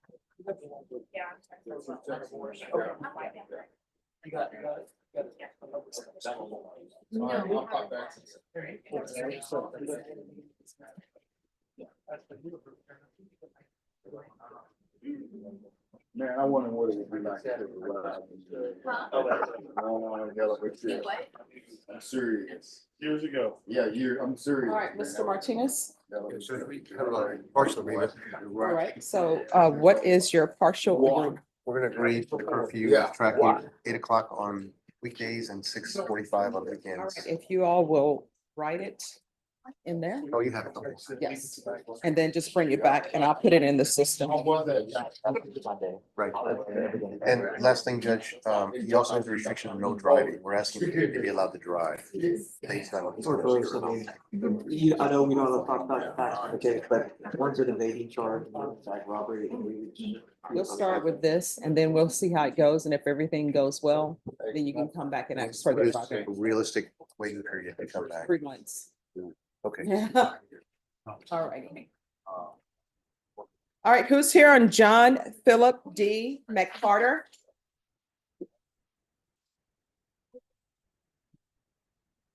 Morning, Your Honor, David T. Arena. Good morning. How's it going? Good to see you. You too. All right, court is calling. And I'm sorry, counsel, if you're all going to speak, if you'll move down to that end. Good. All right. Court is calling 2024 CR 012474, State versus John Philip D. McCarter. Can I have parties announced for the record? State. Megan Galloway for the state. Defense. David T. Arena for Mr. McCarter. And are you Mr. McCarter? Yes, Your Honor. Counsel, have you received all discovery? Did you review it with your client? Yes, Your Honor. Court will find that the state is compliance with discovery. Is this an application for deferred adjudication or community supervision? For community supervision, Your Honor, not eligible for deferred. So, Mr. McCarter, did you sign the document entitled Application for Community Supervision? Yes, ma'am. And did you review that with your attorney? Yes, ma'am. Right. So the record is clear. The court has an application for deferred adjudication as well. Do both parties agree that your agreement is for community supervision only? Yes, Judge. Yes, sir. All right, so you understand, sir, that there's no application for deferred adjudication. That's not a part of your agreement. Yes, sir. And you understand, community supervision is a conviction. Yes, sir. All right. Did you review the true bill of indictment with your attorney? Did you understand it? Yes, sir. Counsel, do you waive the reading of the indictment? I do, Your Honor. State, are you proceeding on the indictment as presented? Yes, Your Honor. Did you review the admonishments with your attorney? Did you understand it? Yes, sir. Did you sign it in all the appropriate places? Yes, sir. You're charged with driving while intoxicated with a child under 15. That's a state jail felony. Range of punishment is anywhere from 180 days up to 2 years in the state jail facility and up to $10,000 fine. Did you understand? Yes, sir. If you have a plea with the state, the court does not have to follow your plea. If for any reason the court does not follow your plea and gives you more than you bargained for, the fact that you entered a plea will not be used against you and you will be allowed to withdraw your plea. Did you understand?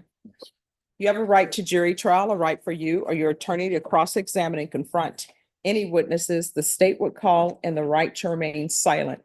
Did you understand by entering this plea, you were giving up those rights? Yes, sir. Did you intend to give up those rights and enter into a plea in this case? Yes, sir. Counsel, has your client been able to provide you with any defenses? No, Your Honor. Do you believe he has a rational as well as a factual understanding of the charges against him? Yes, Your Honor. Do you believe he's currently competent and was legally sane at the time of the offense? Yes, Your Honor. Mr. McCarter, has anyone threatened you, coerced you, or placed you in fear to get you to enter this plea? No, Your Honor. Anyone promised you anything other than the plea? No, Your Honor. Are you satisfied with the way you've been represented? Yes, sir. Are you a U.S. citizen? Yes, Your Honor. Court will find that defendant has knowingly and voluntarily waived his right to jury trial. Did you review the plea bargain page with your attorney? Did you understand it? Yes, sir. According to the plea, punishment is to be assessed at 2 years in the state jail facility. There's a $1,000 fine. State recommends community supervision and ignition interlock for half the term. Did you understand that to be the plea? Yes, sir. Defense, is that the plea? Yes, Your Honor. State, is that the plea? It is, Your Honor. Did you review the waiver of appeal paragraph with your attorney? Did you understand it and sign it in both places? Yes, Your Honor. Did you understand by signing that you're waiving your right to appeal? The only items that can be appealed are written pretrial motions that have been filed, heard, and ruled upon by the court. Did you understand? Yes, Your Honor. Counsel, are there any such motions? No, Your Honor.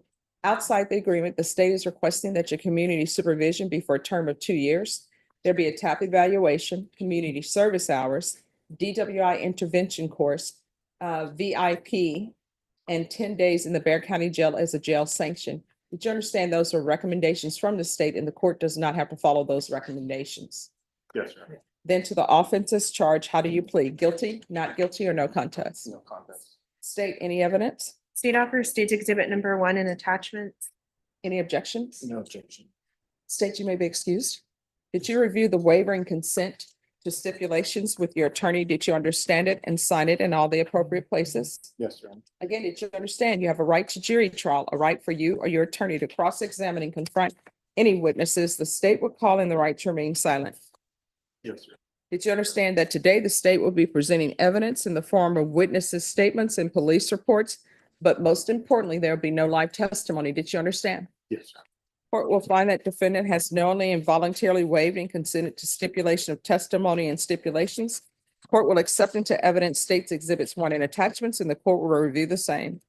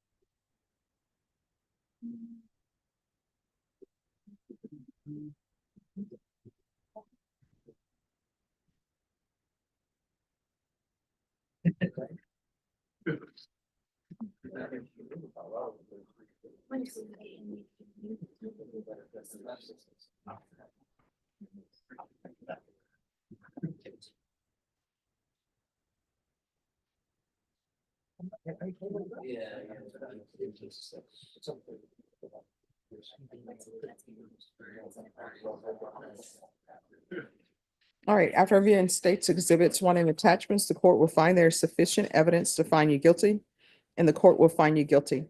Are you proceeding with sentencing? Yes, sir. Anything you wish to say on behalf of your client? I do, Your Honor. Just for the court to take judicial notice, it is his first sin. He's never had one of these before. He's got a clean record. And Everyone, please whisper. and he's been extremely remorseful, which is difficult for this judge to see, but it's, I've done a few of these and he's definitely taken it seriously. So we would ask for an ankle monitor instead of incarceration, but we leave that, of course, up to Your Honor. All right, so how often have you been drinking? I haven't had it since the incident. Mhm. I have not had a drink since the incident. All right, and how often were you drinking before the incident?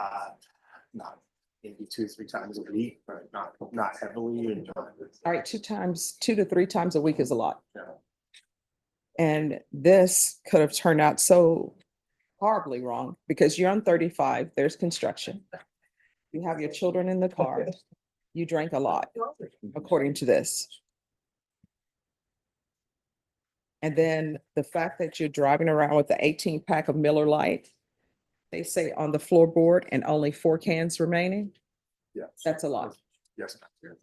So are you in any type of treatment? Not currently. Have you received any treatment? No, ma'am. Okay. Was Child Protective Services involved? Not to my knowledge. Well, who picked up the children? My mother did. All right, and do the children live with you? Yes. And who else lives with you? I'm sorry. Who else lives in the home? It's me and my children. So where's the mother? The mother is, we're divorced, so she has her own home. And we split time 50/50. Yes. All right. And I homeschool my children too.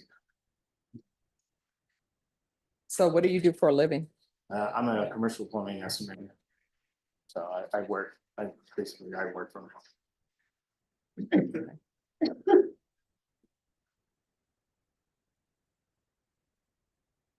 All right, this is what we're gonna do. The court is finding you guilty. The court is gonna sentence you to 2 years in the state jail facility, suspended and probated for 3 years. There's $1,000 fine. That will be probated.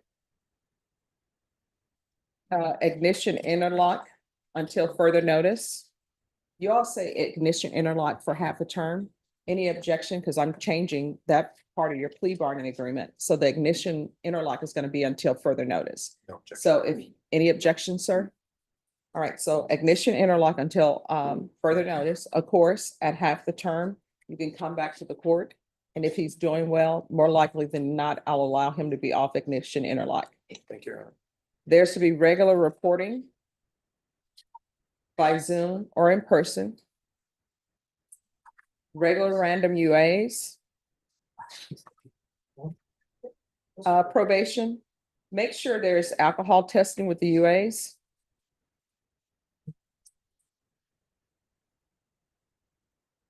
Proof of employment within 30 days. There should be no employment as a home health care provider or with minors. There's going to be field visits 1 time per month until further notice. And probation, make sure you have them check the home for any alcohol. DWI intervention. VIP. And just one moment.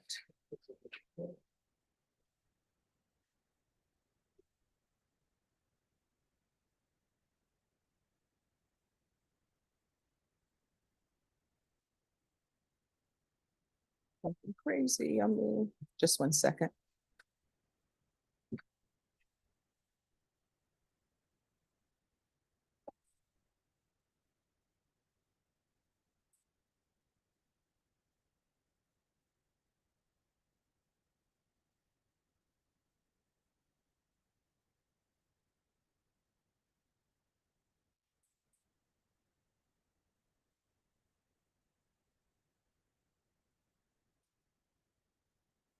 All right.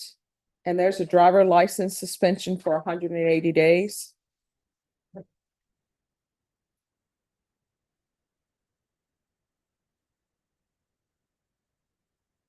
There's gonna be 180 sober meetings in 180 days.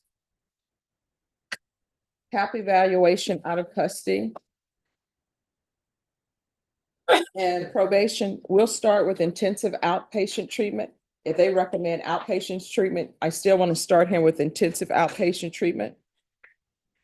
There's gonna be, I'm gonna give you a choice.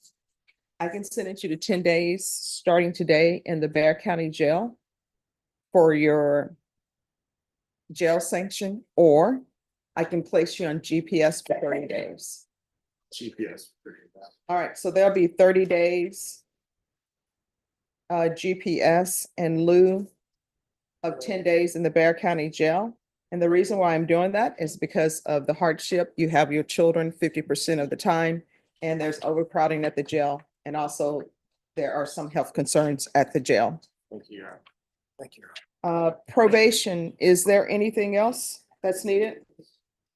No, Judge. Is there anything else you need from the court in order to be successful? Probation, who do I go to for that? Oh, they'll let you know. Okay. All right, did you review the document entitled Trial Court Certification of Defendants' Rights to Appeal with your attorney? Did you understand it and sign it? Yes, Your Honor. Because this is a plea bargain agreement, because I followed your plea bargain agreement, and because you waive your right to appeal, you do not have the court's permission to appeal. Because this is a felony conviction, you're not allowed to own or possess any weapons or ammunition. If you have a question of what a weapon or ammunition is, you'll need to speak to an attorney. Do you understand? Yes, Your Honor. All right, we can go off the record. Here's the thing. DWIs, nobody, I've never, or at least I have yet, in all my time as a judge, all my time as a defense attorney or prosecutor, have somebody who said, I was drinking, and the reason why I was drinking because I wanted to go out and kill somebody. I've never heard that from anybody. You know what ends up happening? They end up drinking. They don't realize they're intoxicated, or either they think, it's not that bad, I can still drive. And they end up killing somebody. And usually it's the person who's just trying to get home, or usually it's the soccer mom or soccer dad or children. And if you would have hit somebody or killed somebody, this would be a whole different case. So you're one of those people who cannot drink alcohol, period. I don't drink alcohol, and the reason why I don't drink it is because I don't think it tastes good. I never acquired a taste for it. So while you're on this probation, you're not allowed to drink alcohol at all. And it's not just because this is DWI. The legislature has mandated everybody who's on probation, you can't drink alcohol, whether it's in your home, at a cookout, it is not allowed. In this court, to be successful on probation, communication is key. If there is an issue, you need to let your probation officer know. If you feel you're going to take a drink, pick up the phone, call your probation officer, because you need to figure out while you're on this probation, what helps you maintain your sobriety. You understand? Yes, ma'am. All right, if you have an issue, let probation know. If you feel they're not addressing it, you can always come back to court and Thank you, address it Your with me. All right, thank you. Thank you for dressing appropriately for court. Just remain in court, and probation will go over conditions with you. Thank you. You're welcome. Thank you, Your Honor. You're welcome. Judge, may I approach something off that? Just give me one moment. Let me put this in the system.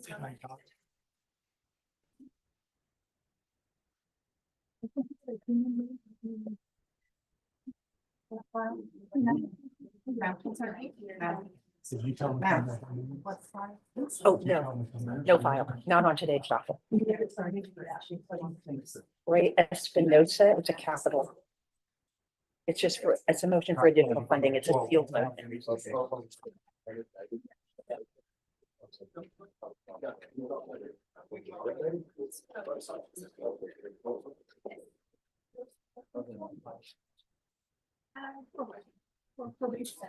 No, we'll take care of it. Yeah. I don't put this in. I hear you, no, believe me, I'm all on board with that. So you know what's so funny?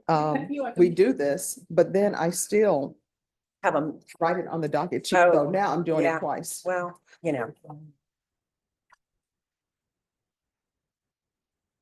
That's probably why you remember everybody so clearly when they come back. Oh, yeah, it helps. And then I put it in here. If there's another judge, they can go in and say, oh, no, this yeah, is not what yeah. happened. Oh, looky here. Yes. All right, let me see what page he is on.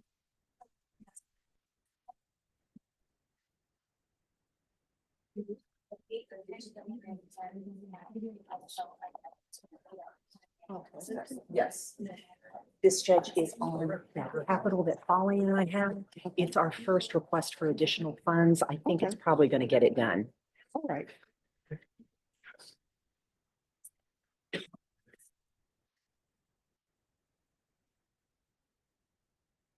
All right, if you will, I will get a definitely- copy of it I and will then make do sure. it. I'm gonna make a picture right now. Thank you. All right, thank you. All right, did y'all finish writing out what you needed to write out on Christian Ruiz Garcia? There was 4 of them instead of 2. All right, thank you. So could I have the parties back on Christian Garcia?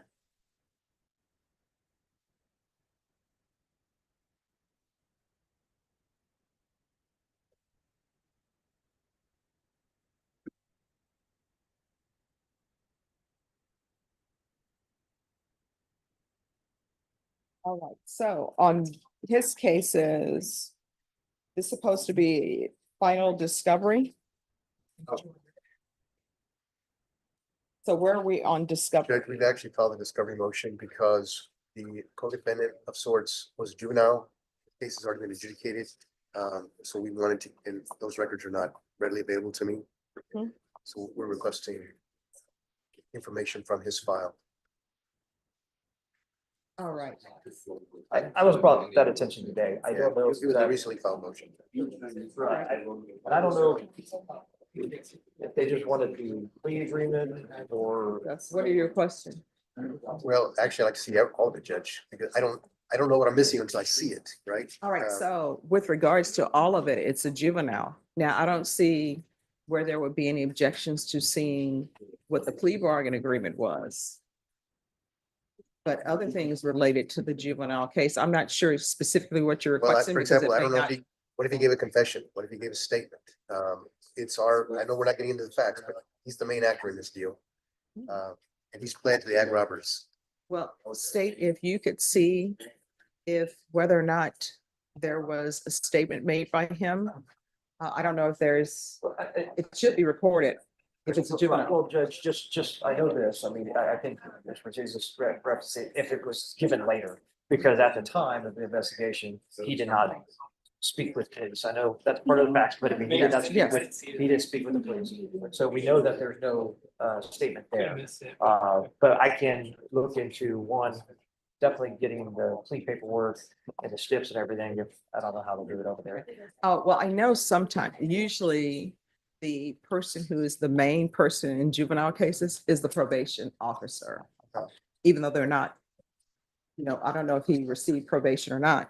He got a determinate sentence, Judge. I'm sorry? Determinate sentence. Okay, so usually they have more information because they talk to probation and that's how everyone gets information. So I'm gonna recall this.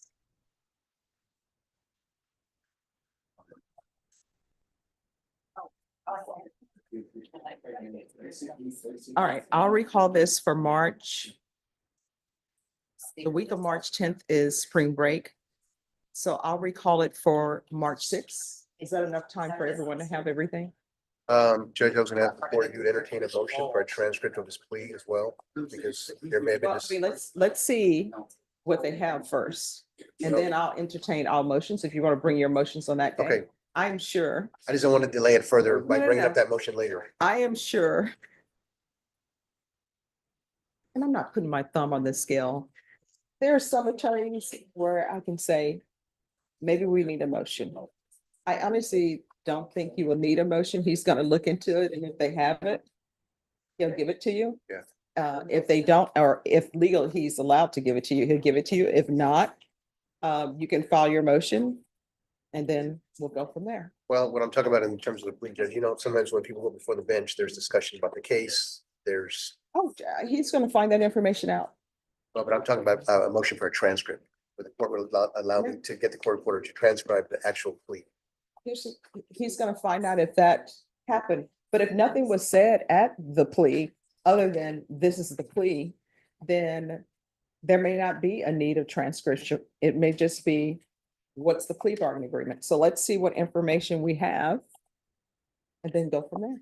I know, just, All right, because I don't like to waste money. well, my It's guy's just me. facing a life sentence. I don't think he'd be able. No, to I do that, Judge. understand. I just don't like wasting money unnecessarily. So we will see.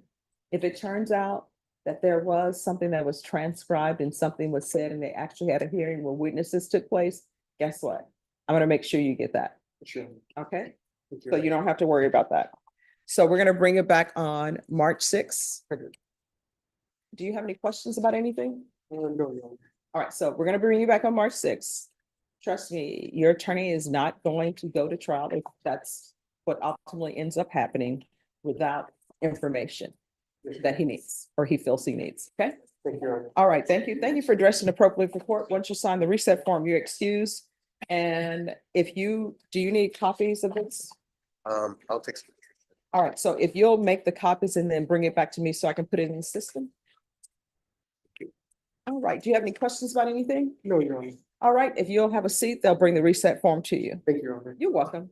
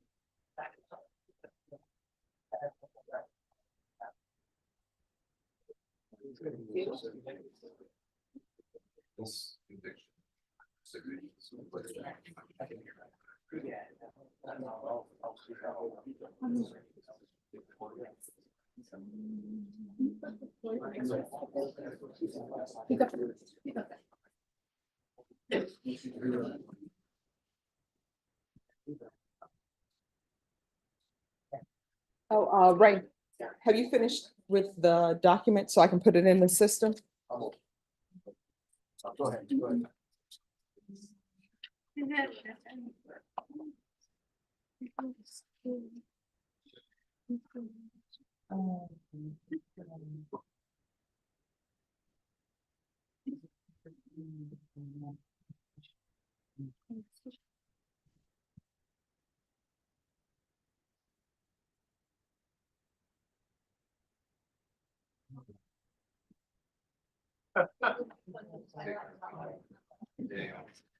And he's bringing me this and then I'll take these up. Okay. Yeah. Armando. Thanks, Ray.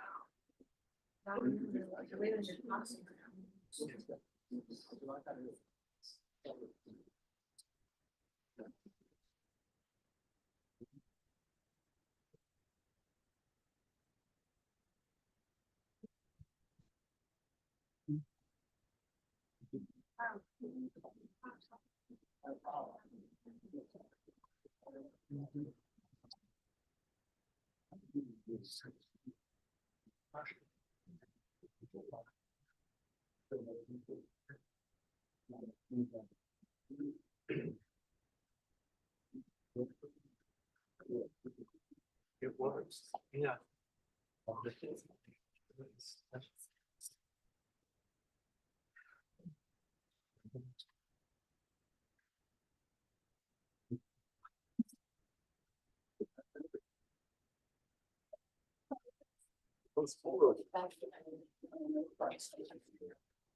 There are spots I couldn't tell because I was going too fast, or spots I couldn't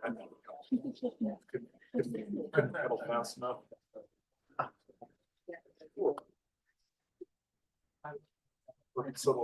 So the last mile like that, I'm not right on the road.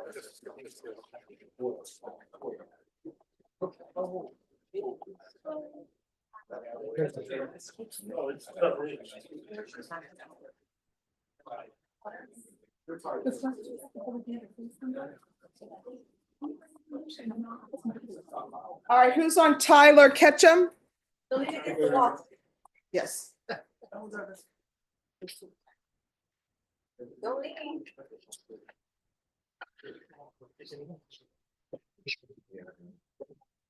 All right, so we're here for a contested. I think we have that worked out, Your Honor, or we do not need to have it contested hearing. Okay. I think, yes, ma'am. Well, to begin with, this was, Mr. Ketchum had just begun supervision. So is this a plea of true or what are we doing here?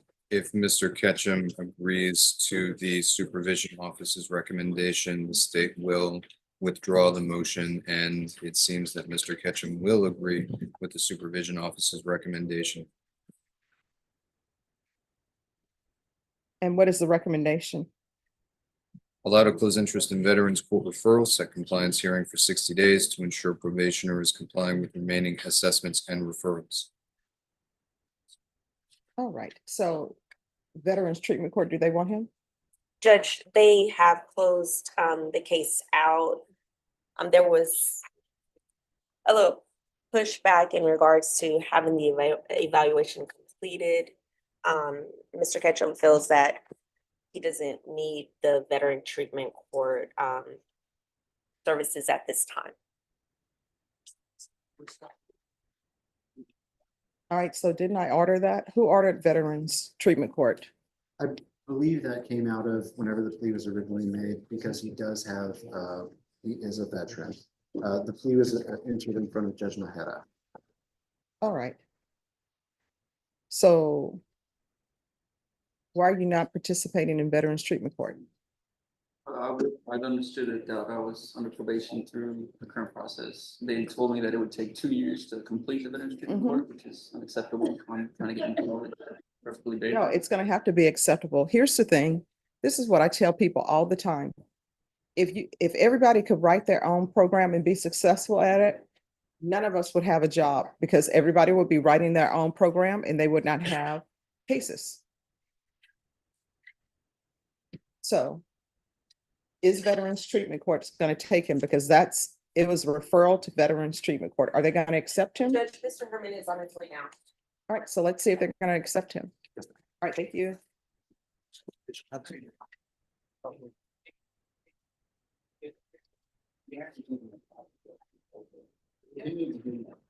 Who's here on Victoria Lopez?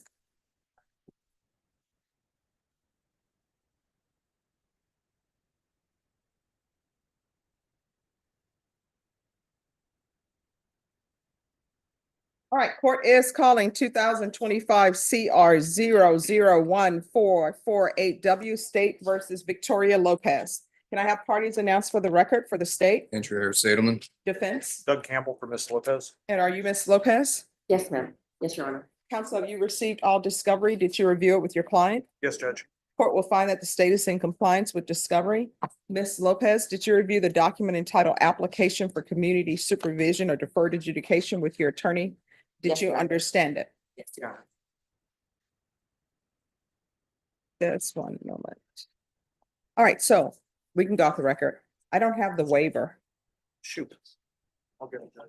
I don't know if that's something.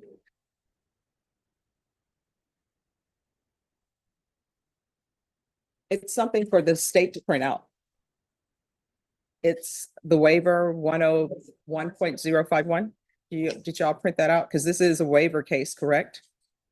All right. So that's what I need. So if you have a seat, your attorney's going to go over that document with you. Yes, thank you. All right, thank you. Your Honor, Yes, may I approach? yes. Ms. Judge, What I tell you. Yes, it's at the very back. I don't have it.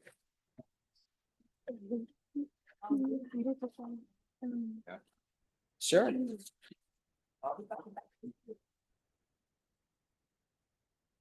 Did y'all print out the waiver? All right, because I don't have it Get it, Judge. unless it's stuck together with some pages. Oh, it's stapled with the admonishments. Thank you very much. Okay, can we talk? I'm gonna ask someone over that. Okay, they're telling me this is Scott Hill's case. And it hasn't been signed by anybody. Thank you. Thank God, by that case off. Okay.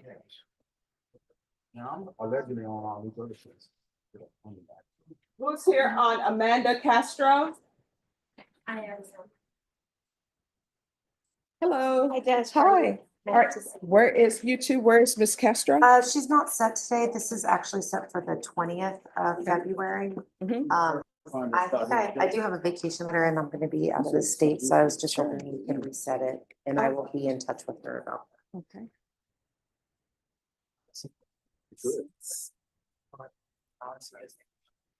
We need our vacations. We do. Oh, I'm going to Arizona for. Oh, 10 awesome. Yeah.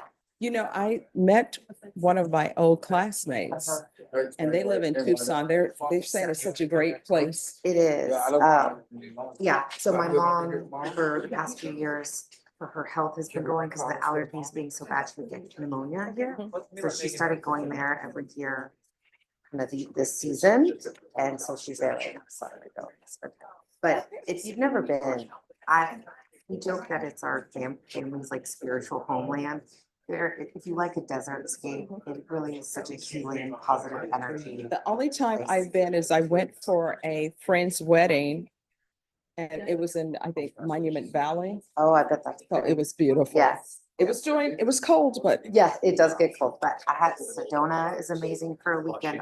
We'll be in Scottsdale, love Scottsdale, and Tucson is wonderful. oh, wow. So it's only a 2-hour direct flight from here. I highly recommend it. All right, so I'm gonna put that on my list. I tell people I don't do bucket lists anymore because that sounds so Yeah. morbid. It's just a like, list. these are places that I'm going to Yes. see.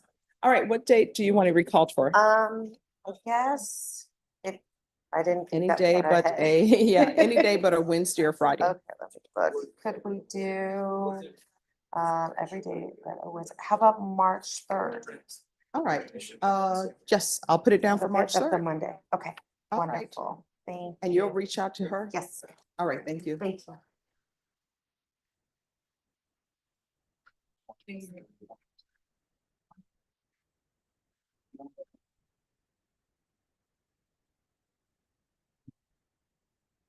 Oh, you're saying it's official.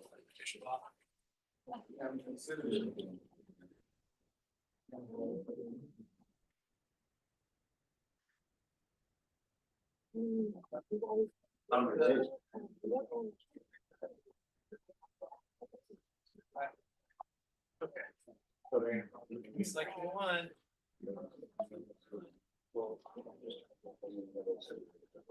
Oh.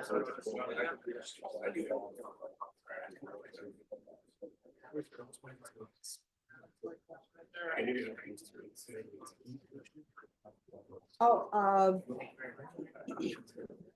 Veterans Treatment Court, are you all ready? All right, thank you. Are you all ready? I think so.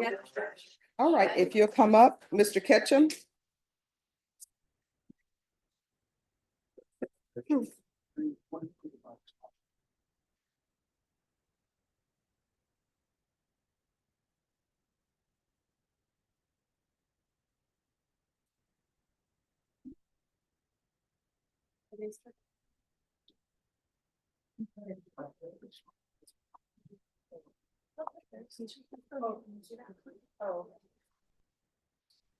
All right, yes.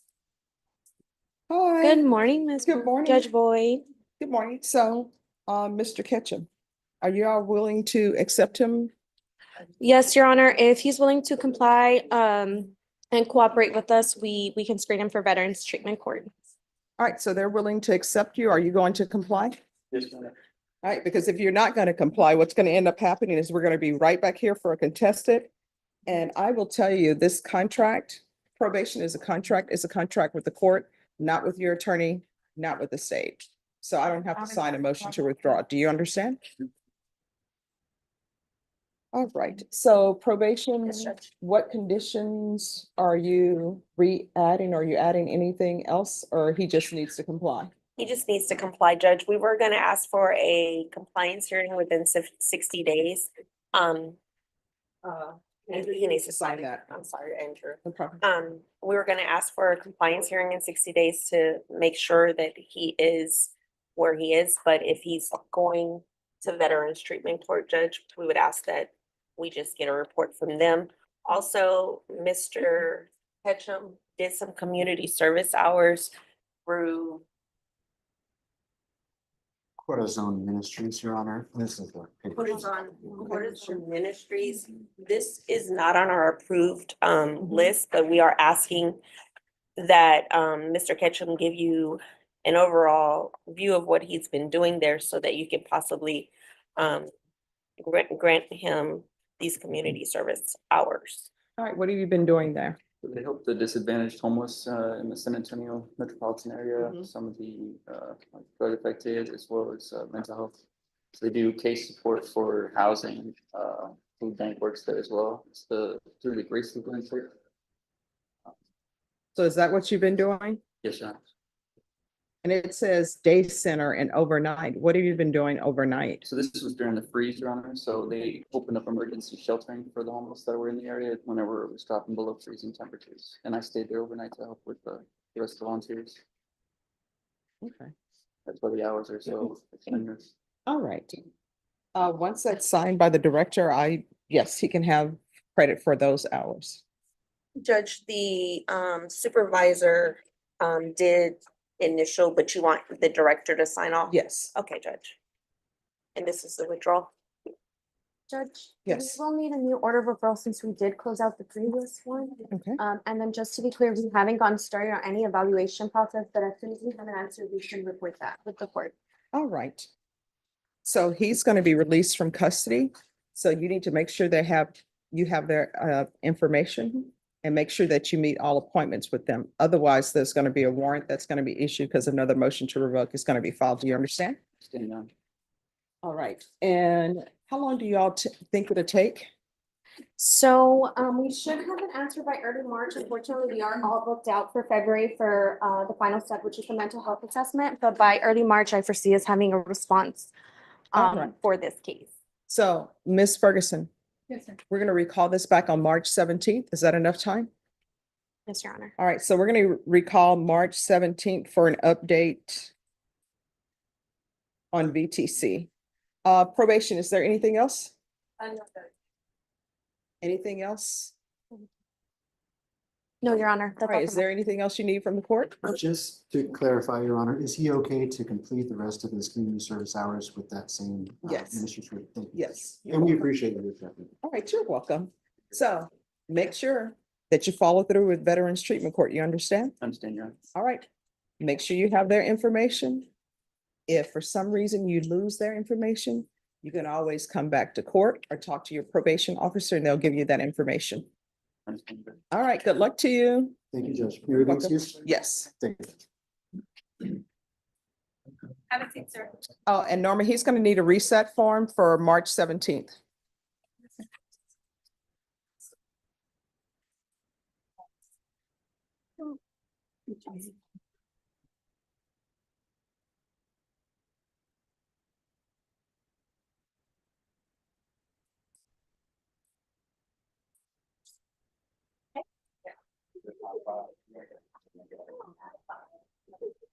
Hello. Hey, Judge. Hi, how's it going? Going all right, Judge?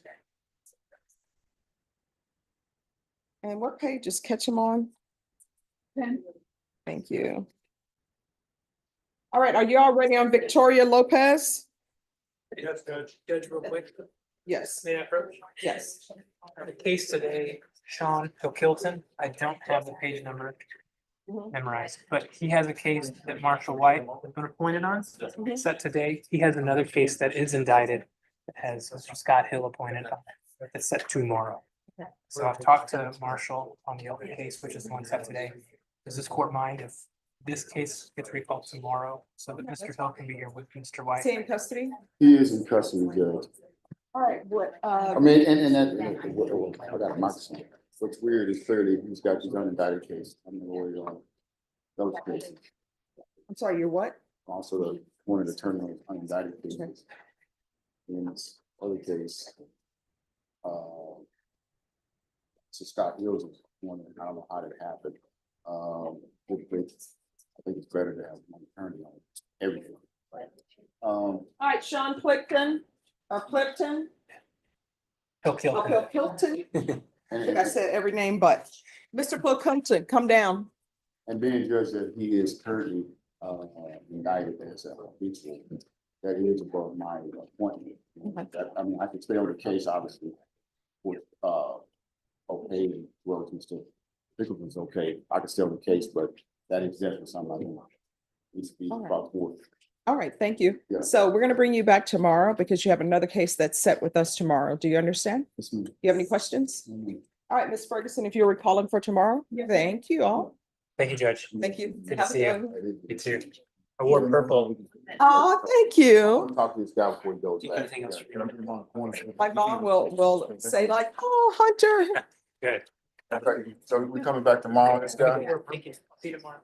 All right, tomorrow? Yes. And Scott Hill's gonna be here? Yes. You should be here. Okay.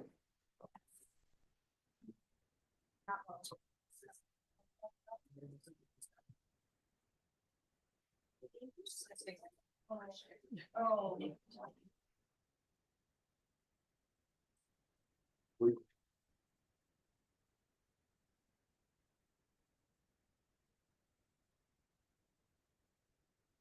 All right, Victoria Lopez.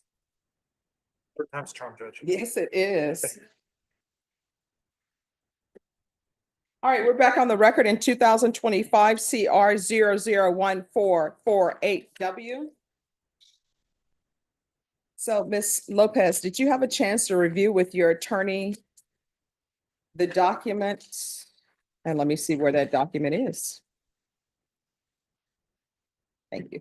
The document entitled Waiver of Indictment, Reading of Information and Rights under Article 1.051 and 26.03 of the Code of Criminal Procedure. Yes, Your Honor. Did you understand it and sign it? Yes, Your Honor.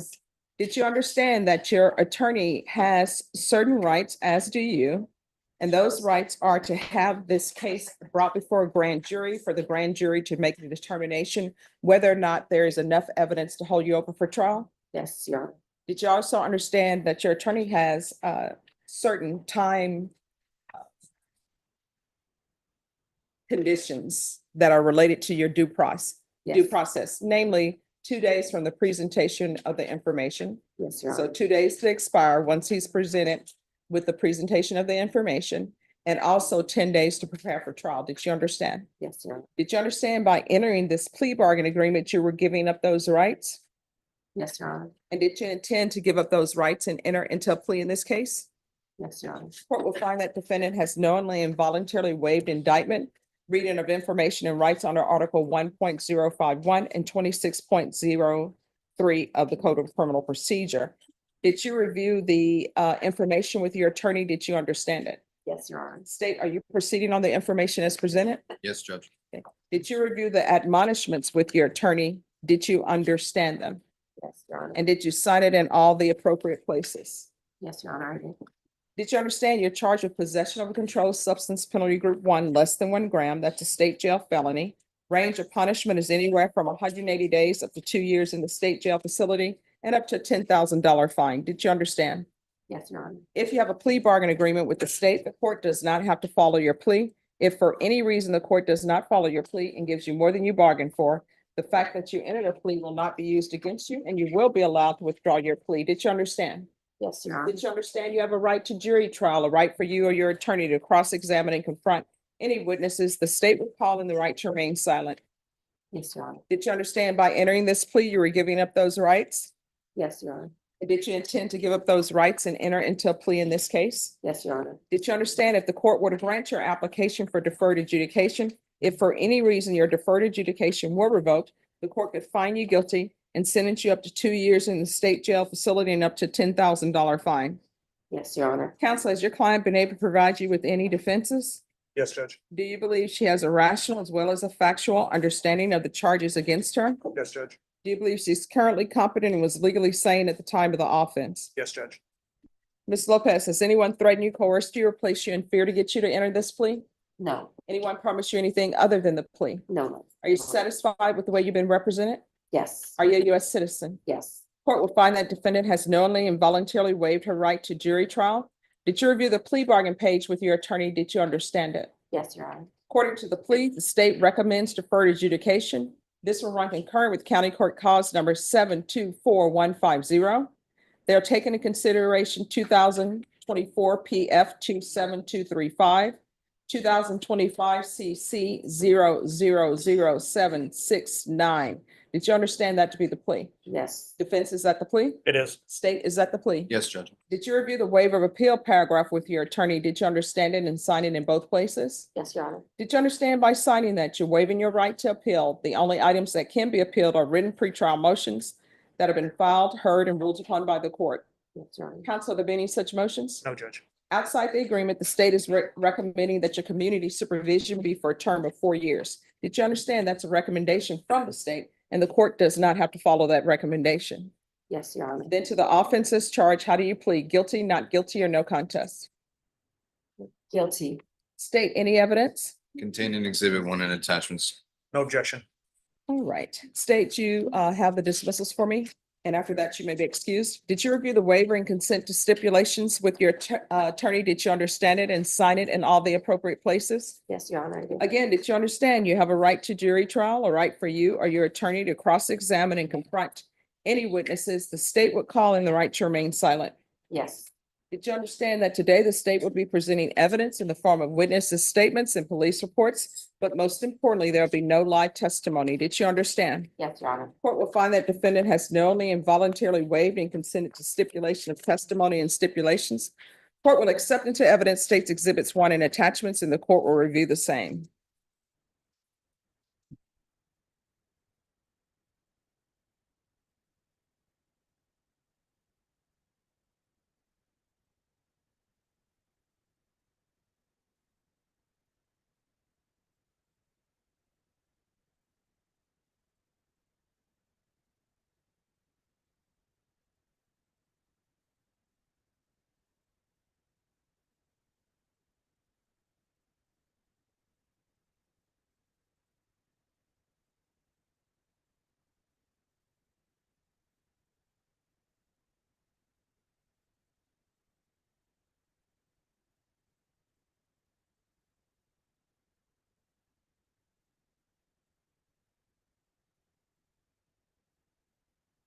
Reviewing states exhibits 1 and attachments, the court will find there is sufficient evidence to find you guilty. Court will defer finding of guilt as you've applied for deferred adjudication. Are you proceeding with sentencing? Yes, Judge. Anything you wish to say on behalf of your client? Judge Victoria's, obviously she's got an addiction. She'd like to give an assistance for that addiction, but she also has 5 children under the age of 18 that she cares for. She's got a job at an insurance company, and she would like a chance to continue her life out there in the world. With that in mind, I know the court is going to order a TAP evaluation, and we'd ask that the court allow her to do the TAP evaluation out there. So who are your children with now? My mother's currently watching. 4 of them have graduated already. Okay, so what are your children's ages? I have the oldest is 21, 18, 20. My 17-year-old graduated early. And then the ages 2, 2, 8, 14. All right, so has Child Protective Services been in your life? Yes, they have. All right, so did they place your children with your mom? That's either yes or no. Yes, ma'am. Well, yes, ma'am. All right, have your rights been terminated? No, ma'am. So why were you with this guy? And this is from, I guess, 2023. So why were you with him? This is a bad mistake. No, I mean, these are choices. Did he force you to be with him? No, ma'am. So that was a choice you made to hang your star to him. Yes. So why would you be with him? And you have children?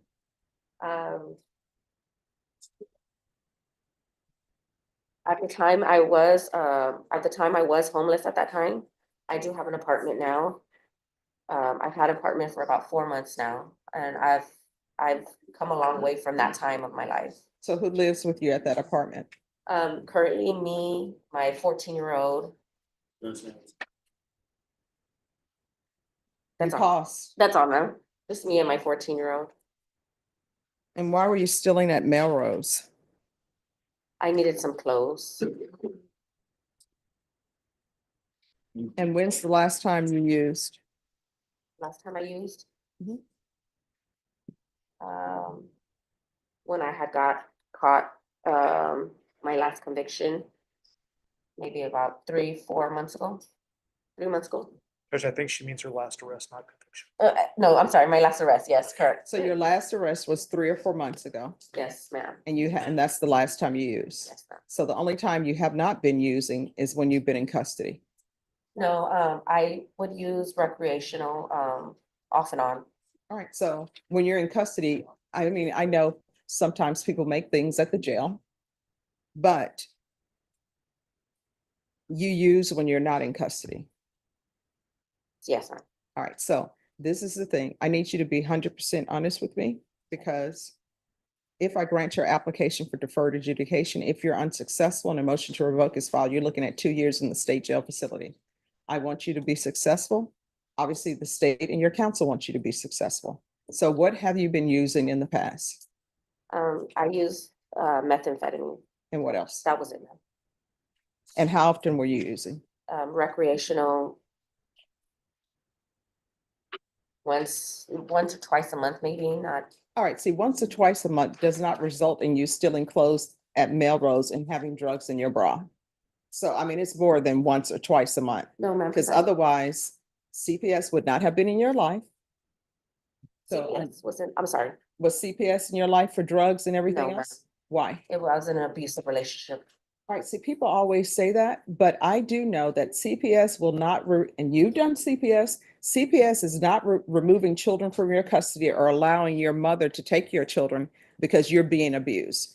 Either they're removing them because you decide that you're going to stay with that guy and not put your children first, or either because there's drug use. But if you have an issue where you're in an abusive relationship, CPS will help you out of that abusive relationship. But if you choose to stay and choose the man over your children, that's when children are placed somewhere else. And also for stability, I didn't have no form of stability. No, I was homeless. No, CPS will help you get housing. Your attorney will tell you that. They, I'm sorry, ma'am, but the CPS worker said that she was not allowed to help with housing.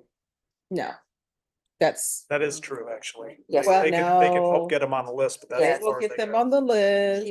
She said that, I'm sorry to interrupt, ma'am. I don't mean to do that. No, no. She said that she was not allowed to.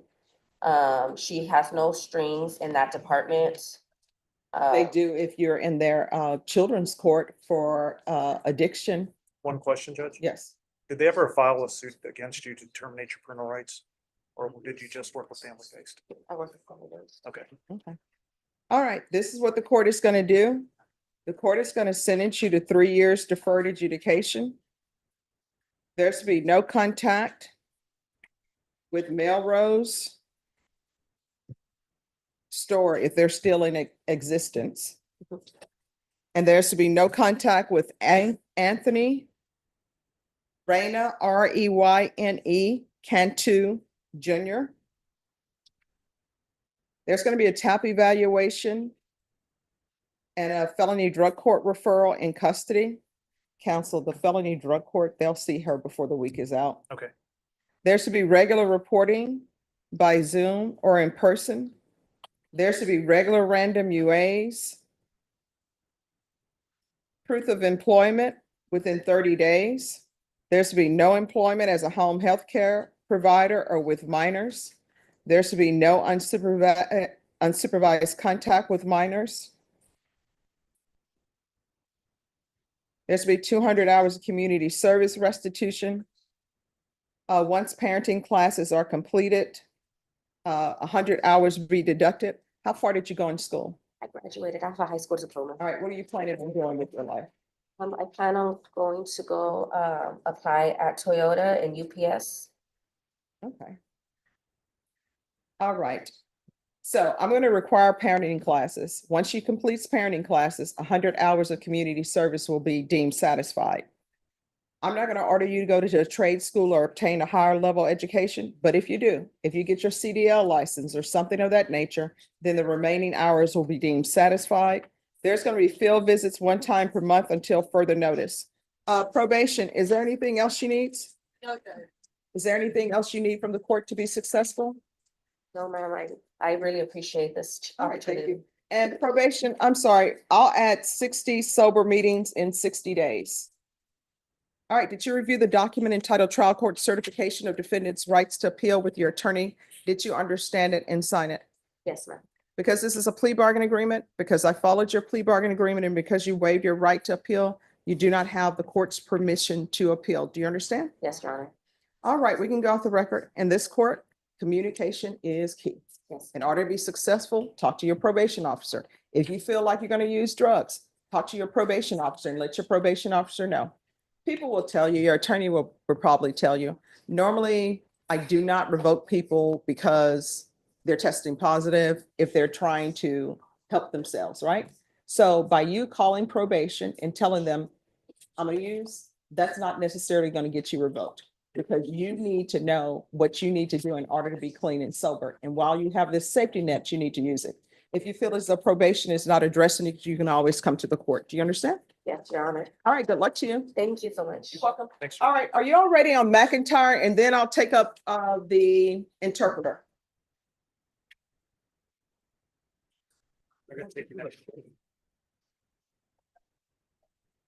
Morning, Your Honor. Good morning.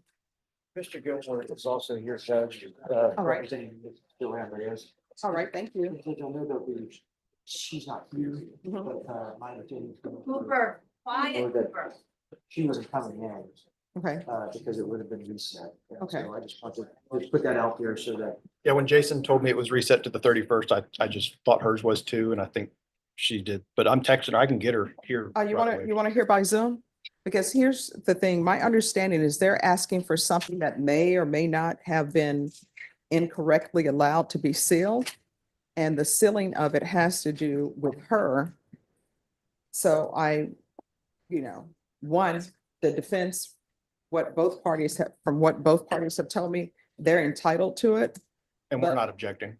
Well, I know if you want to put on the record that you've spoken with her and she's not in an objection to it. Yes, then Judge. The court will hear that.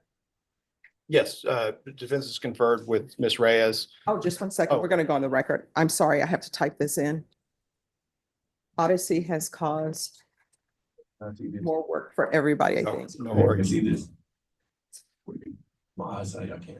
Oh, it was good. Yeah.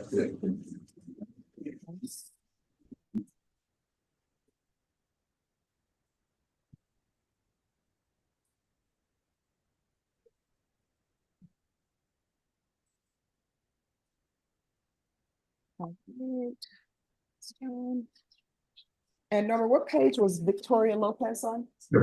He's on page 9. All right, thank you.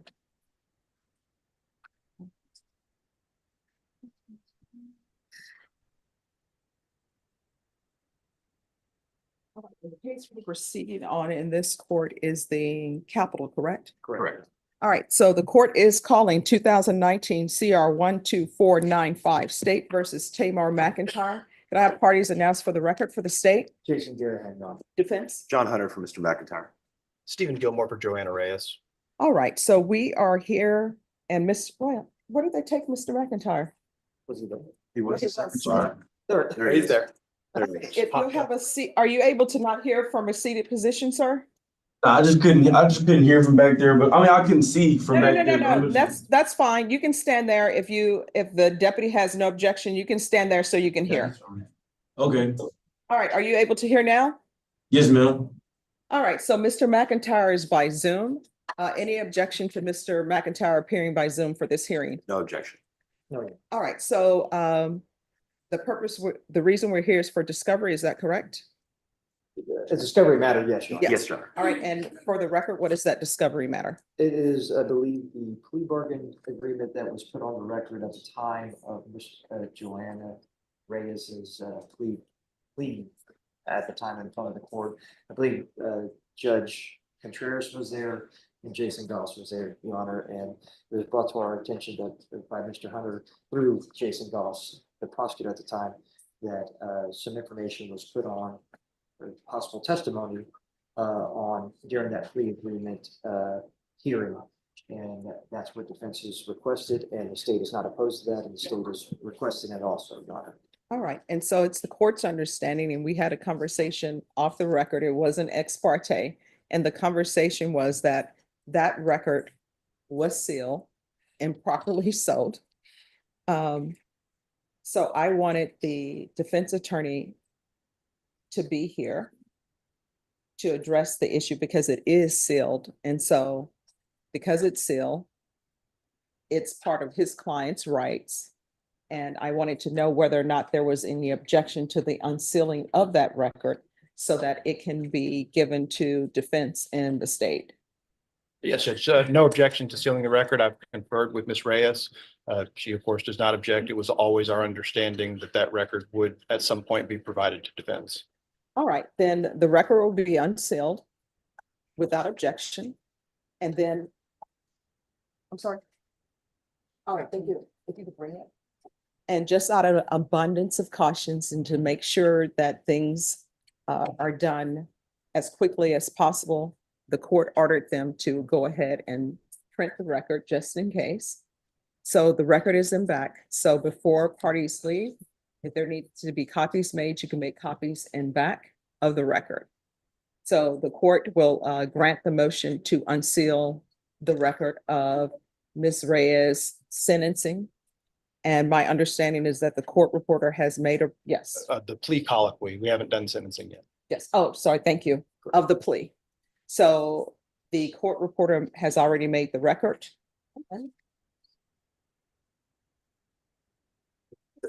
Does that include the plea bargain agreement itself that was Well, signed? let's open it and see. This is like surprise. Yeah. See what's in this. Mystery box. And then, of course, Mr. Gilmore, if you need a copy, you can have a copy as well. Just What the reporter's record says is this is a plea bargain testimony of Joanna Marie Reyes. So the court only has one. If you all could call the court reporter and see if she has any objection to you all copying it. All right. There should not be any objection because, well, you have paid for the record. We're making those arrangements. All right. I want to talk to Mr. Garrett about that. But yes, we're taking care of that. All right, so off the record, I've unsealed it. Does anybody want to call the court reporter? Because this is technically her work product. And if she's expecting payment for this, we need to make sure that's done before I just start handing over. So if you can give her a phone call right now, and counsel, if you'll call her also and see if she has any objections to a copy being given to the state and to Ms. Reyes' attorney. I'll call right now. All right, thank you. And then, is there anything else for Mr. McIntyre? Nothing at this time, Your Honor. All right, so Mr. McIntyre, the record is going to be unsealed and your attorney will be given a copy of the record. Okay, All right, thank you, Mr. McIntyre. all right, thank you, ma'am. You're welcome. Do I leave? No, just remain there and we'll call the deputy to let them know that your hearing has concluded. Okay. Norm, if you'll call them. I got her voicemail, Your Honor, but, I mean, I've been texting with her. She hasn't given me an estimate of how much it costs, but we're happy to pay it. All right. And my guess.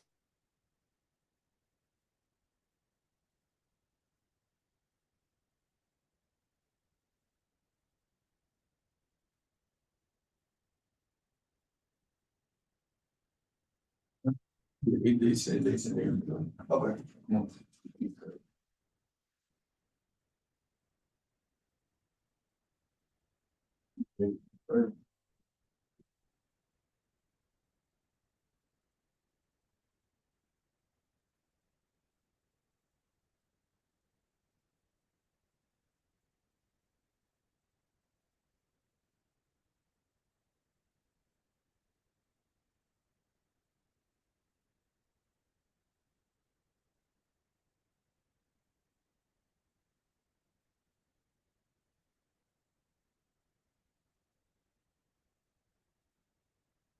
The 31st?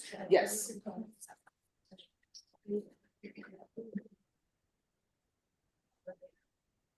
And if I could see the case that involves the interpreter, please. I'm sorry? Oh, two, okay. Well, whoever is ready and who has conferred with the state. Yeah, we have conferred. All right, and where's your client? It's in custody. So. All right, he needs to come up. Avendano?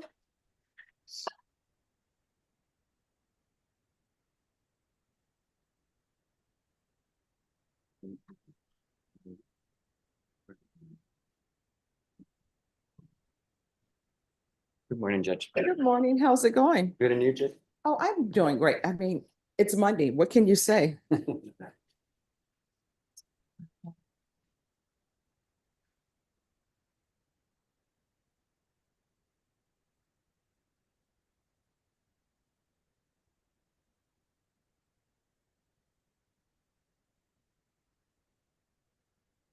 Sorry, just give me 1 second.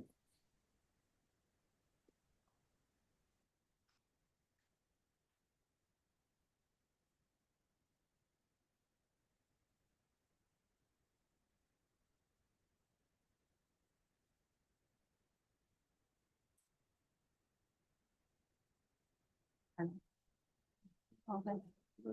I'm sorry, what is your client's name? Pablo Avendano, Judge. All right.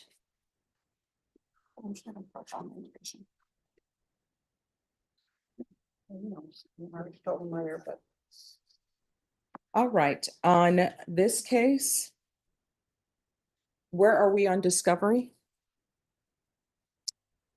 I think I have most of the discovery, Judge. I talked to, the prosecution just a minute ago.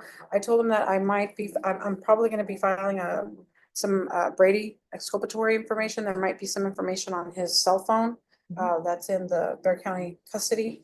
That would be the only, as far as discovery. I've asked them for victim information and they provided that to me today. And then there's obviously the issue of immigration. I am asking the court today to appoint somebody. This is the first setting. It just got indicted, so I'm asking that. We are discussing an offer. And so with that, I want to be able to review that with the. All right, so with regards to the phone, what are y'all doing to obtain the phone? Is the phone in custody? Because it's just merely with him and he needs to sign a release? What is happening with the phone? Or is it something that the state has taken into custody? No, Judge, they have not taken it to custody. I did advise the state that I will be filing the appropriate motion to be able to have it released so that we can get the information from it. All right, and state, did you tender an offer or no? I have yet to, because I wanted to see if defense wanted the opportunity to have an immigration attorney talk to him first about the ramifications of that, and then after that, tender an offer. And I'm fine with that, Judge. All right, Ms. Ferguson, if I can have a 30-day reset, please.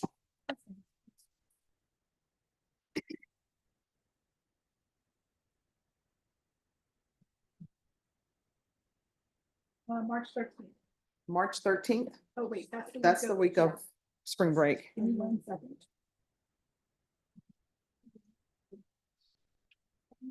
I can do the 20th.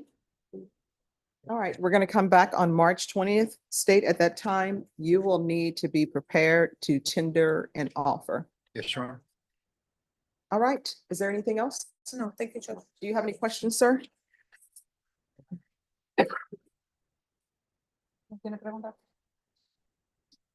No questions? All right, thank you. We'll see you back on March 20th. Thank you. Thank you, Judge. All right, and then my understanding, we have one more.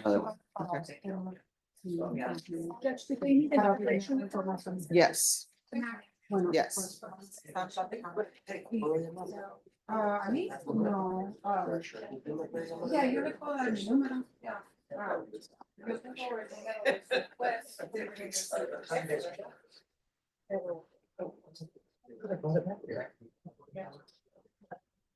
Yo tengo después. Y el email, porque yo sé que ustedes pueden mandar mensajes, ¿verdad? Hay manera que ustedes pueden mandar emails. There's like a. I just learned about that. You're gonna my email. You're fine. Okay, pretty cool. All right, who is the other person who needs an interpreter?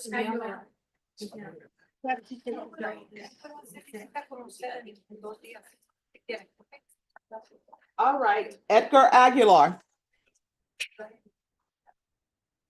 Good morning, Judge. All right, so this is set for jury trial. We're ready for trial. Both sides have announced ready, but he's not dressed for trial. All right, so we'll bring him back tomorrow for jury trial. Okay. All right, we'll bring you back for tomorrow jury trial. Deputy Laura, he needs to be dressed. Yes, Judge. What, 9 AM? Yes, 9 Okay, a.m. perfect. Is there anything else?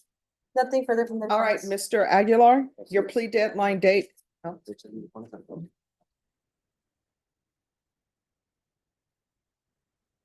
Your plea deadline date has expired. The court will not consider any plea bargain agreements in this case without good cause.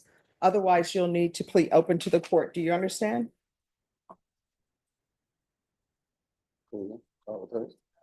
Again, please. Yes.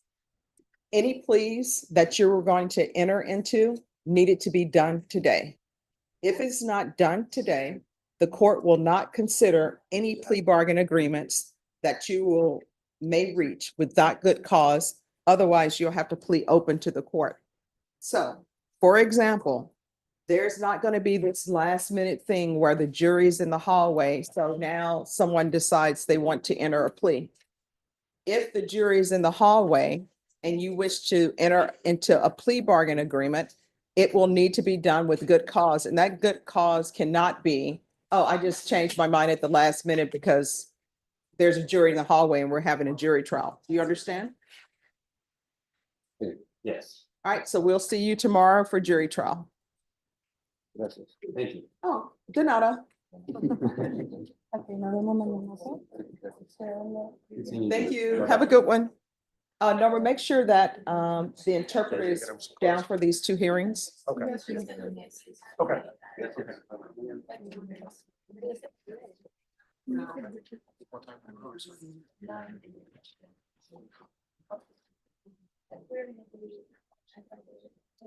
And defense and state, you Yes. probably may want to see what case you all are proceeding on first. I have two cases. It's the 09.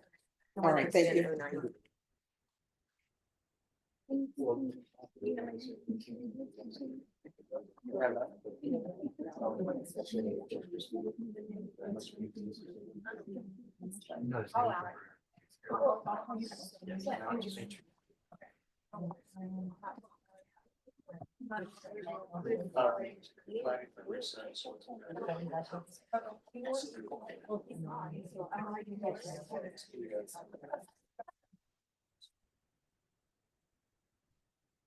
Richard Baker. And no more. Judge, Richard Baker, have Montgomery speaking to jury in the 226. All right, is he in custody or on bond? He's in custody, Judge, but he's still downstairs. We didn't. All right, will you let him know we're going to recall his case for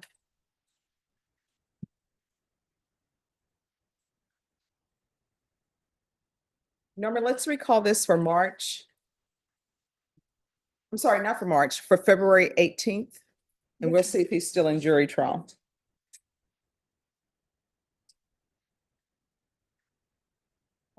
And Deputy Laura, if you could let him know his attorney is in jury trial.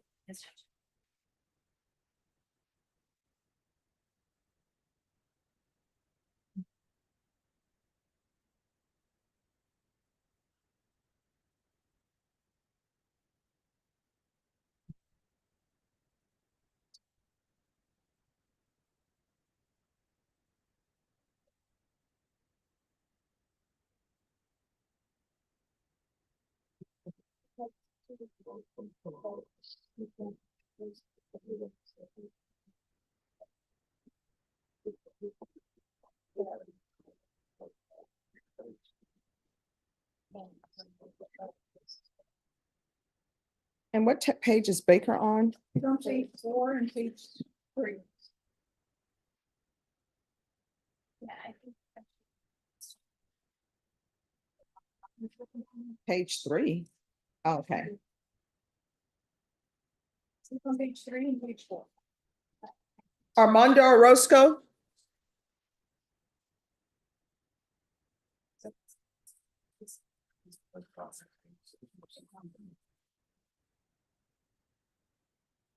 Hi, so what are we here for in this case? Mr. Edelman will come up in a second, but we have reached an agreement for this case. We were gonna ask the court if it would accept that we do a plea agreement.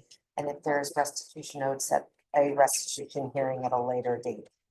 Yes. Okay, so then we're gonna work on the paperwork this morning and take All care of right, it so today. you all will need to come back in the afternoon for the plea. All right, thank you. Thank you. Did I say everything right? did. Okay, perfect. Juan Perez,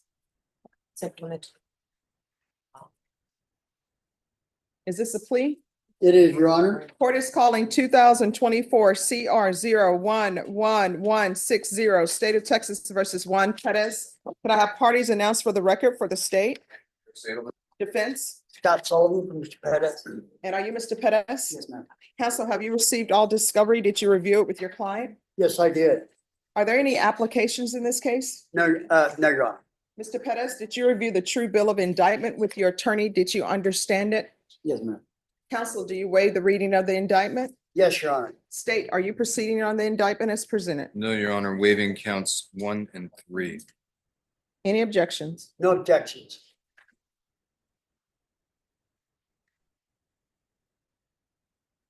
Mr. Perez, did you review the document entitled Court Admonishments with your attorney? Did you understand it? Yes, ma'am. And state, are you proceeding on the habitual offender allegation? No, Your Honor, waiving the habitual offender enhancement allegation. Any objection to the waiver? No objections. All right, did you review the admonishments with your attorney? Did you understand it and sign it in all the appropriate places? Ma'am. And count 2, you're charged with possession of a controlled substance, penalty group 1, 1 to 4 grams. That's a 3rd-degree felony. Range of punishment is anywhere from 2 to 10 years in prison and up to a $10,000 fine. Did you understand? If you have a plea bargain agreement with the state, the court does not have to follow your plea. If for any reason the court does not follow your plea and gives you more than you bargained for, the fact that you entered a plea will not be used against you and you will be allowed to withdraw your plea. Did you understand? Yes, ma'am. Did you understand you have a right to jury trial, a right for you or your attorney to cross-examine and confront any witnesses the state will call and the right to remain silent? Did you understand by entering this plea, you were giving up those rights? Did you intend to give up those rights and enter into a plea in this case? Counsel, has your client been able to provide you with any defenses? Yes, he has, Your Honor. Do you believe he has a rational as well as a factual understanding of the charges against him? Yes, Your Honor. Do you believe he's currently competent and was legally sane at the time of the offense? I do. Mr. Perez, has anyone threatened you, coerced you, or placed you in fear to get you to enter this plea? No, ma'am. Anyone promise you anything other than the plea? Are you satisfied with the way you've been represented? Are you a U.S. citizen? Court will find that defendant has knowingly and voluntarily waived his right to jury trial. Did you review the plea bargain agreement with your attorney? Did you understand it? Yes. According to the plea, the state is proceeding on count 2. There are no applications. And the state is asking that your punishment be assessed at 2 years in the prison. Did you understand that to be the plea? Yes, ma'am. Defense, is that the plea? That is, Your Honor. State, is that the plea? Yes, Judge. Did you review the waiver of appeal paragraph with your attorney? Did you understand it and sign it in all the appropriate places? Again, did you understand you have a right to jury trial, a right for you or your attorney to cross-examine and confront any witnesses the state would call, and the right to remain silent? Yes, ma'am. Did you understand that today the state will be presenting evidence in the form of witnesses' statements and police reports? No, I'm so sorry. I was trying to do three things at once. Did you review the waiver of appeal paragraph with your attorney? Did you understand it and sign it in both places? Yes, ma'am. All right, did you understand by signing that you're waiving your right to appeal? The only items that cannot be, the only items that can be appealed are written pretrial motions that have been filed, heard, and ruled upon by the court. Did you understand? Yes, ma'am. Counsel, are there any such motions? No, Your Honor. To count two, how do you plead? No contest. State any evidence. Contained in Exhibit 1 and attachments, Your Honor. No objections. State you may be excused.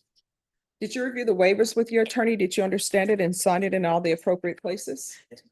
Again, did you understand you have a right to jury trial, a right for you or your attorney to cross-examine and confront any witnesses the state will call, and the right to remain silent? Yes. Did you understand that today the state will be presenting evidence in the form of witnesses' statements and police reports? But most importantly, there will be no live testimony. Did you understand? Court will find that defendant has knowingly and voluntarily waived and consented to stipulation of testimony and stipulations. Court will accept into evidence states exhibits 1 and attachments, and the court will review the same. All right, after reviewing states exhibits 1 and attachments, the court will find there is sufficient evidence to find you guilty, and the court will find you guilty. Are you proceeding with sentencing? Yes, Your Honor. Anything you wish to say on behalf of your client? Your Honor, we watched the video together last night. He understands all the evidence. He understands that this is the best result for him. All right. Then, as previously stated, the court will find you guilty. Court will sentence you to 2 years in the prison.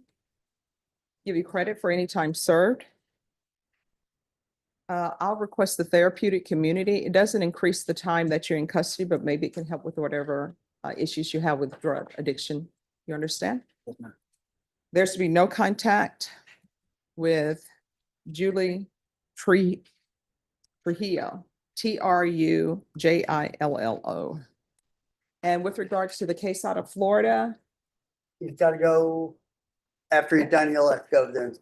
All right, and I'll add it's concurrent with Florida cases.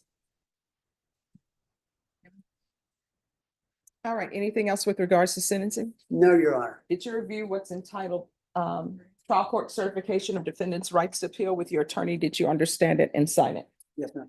Because this is a plea bargain agreement, because I followed your plea bargain agreement, and because you waive your right to appeal, you do not have the court's permission to appeal. Because this is a felony conviction, you're not allowed to own or possess any weapons or ammunition. If you have a question over what a weapon or ammunition is, you need to speak to an attorney. Do you understand? All right, we can go off the record. Here's the deal. You're gonna have to make a decision in your life. Like, do you want to spend the rest of your life in prison, or do you want to be in the free world? And this person who I ordered you to have no contact with, if that's a person you love, you cannot be bringing this into their life, because I will tell you, as a former defense attorney and prosecutor, it is very rare for the male to step up and say, it's mine, it's not hers. And your counsel will tell you, when it comes to drug possession, if it's within the vicinity, the police will arrest everybody. And they'll say, it's your drugs, it's your drugs. Whether you say it's mine, they're going to say it's in the vicinity, because it has to do with the legal definition of care, custody, and control. You understand? All right. When you're released from prison, if you need help finding a place to help you with your drug addictions or whatever problems you have, if I'm still on the bench, you can come back and I'll help you out. Okay? All right. Good luck to you. Thank you. You're welcome. Anel Soto Figueroa. Yes, Your Honor. Yes, come forward. All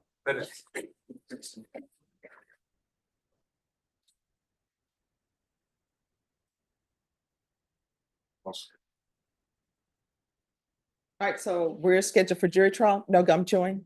I would love to be chewing some gum right now. The zebra stripe gum. I know that's showing my Oh, yes. age, but Taking it back, yes, Your Honor. all right, so we're going to jury trial. That's correct, Judge. All right, you're gonna come back. State, are you all ready to proceed on jury trial for this today, or you want to come back tomorrow? I'm sorry, yes, yes. Your question was directed to the state, correct? Yeah, the state and everybody else. If y'all want We're to ready to jury. proceed. We're ready to proceed, Your Honor. I mean, I believe tomorrow, was what we're prepared to proceed on. All right. So we're gonna come back tomorrow for jury trial. Yes, Your Honor. All We'll be right. here. Thank you. Once you sign the reset form, you're excused. Please make sure an acknowledgement of discovery has been done. Yes, Your Honor. Okay. Norma, this is, no. Deborah, we're going on lunch break. So Norma, this is to come back, tomorrow for a jury trial, 9 a.m. Once you sign the reset form, you're excused. Yes, sir. All right, we'll see you then. Once you sign the reset form, you're excused. Yes, sir. Thank you. What page is she on, Deputy Laura? Page 5. Thank you. And counsel, let her know she needs to be on time. Yes, Your Honor, will do. I appreciate that. All right, who's here on Sherry Cooper? I am, Your Honor. Is she out here? Yes, Your Honor. All right, so if this is gonna be a hearing, or you're requesting that bond be reinstated? Yes, ma'am. All right, so if y'all can come back at 1:30 and I'll take that up. Yes, ma'am.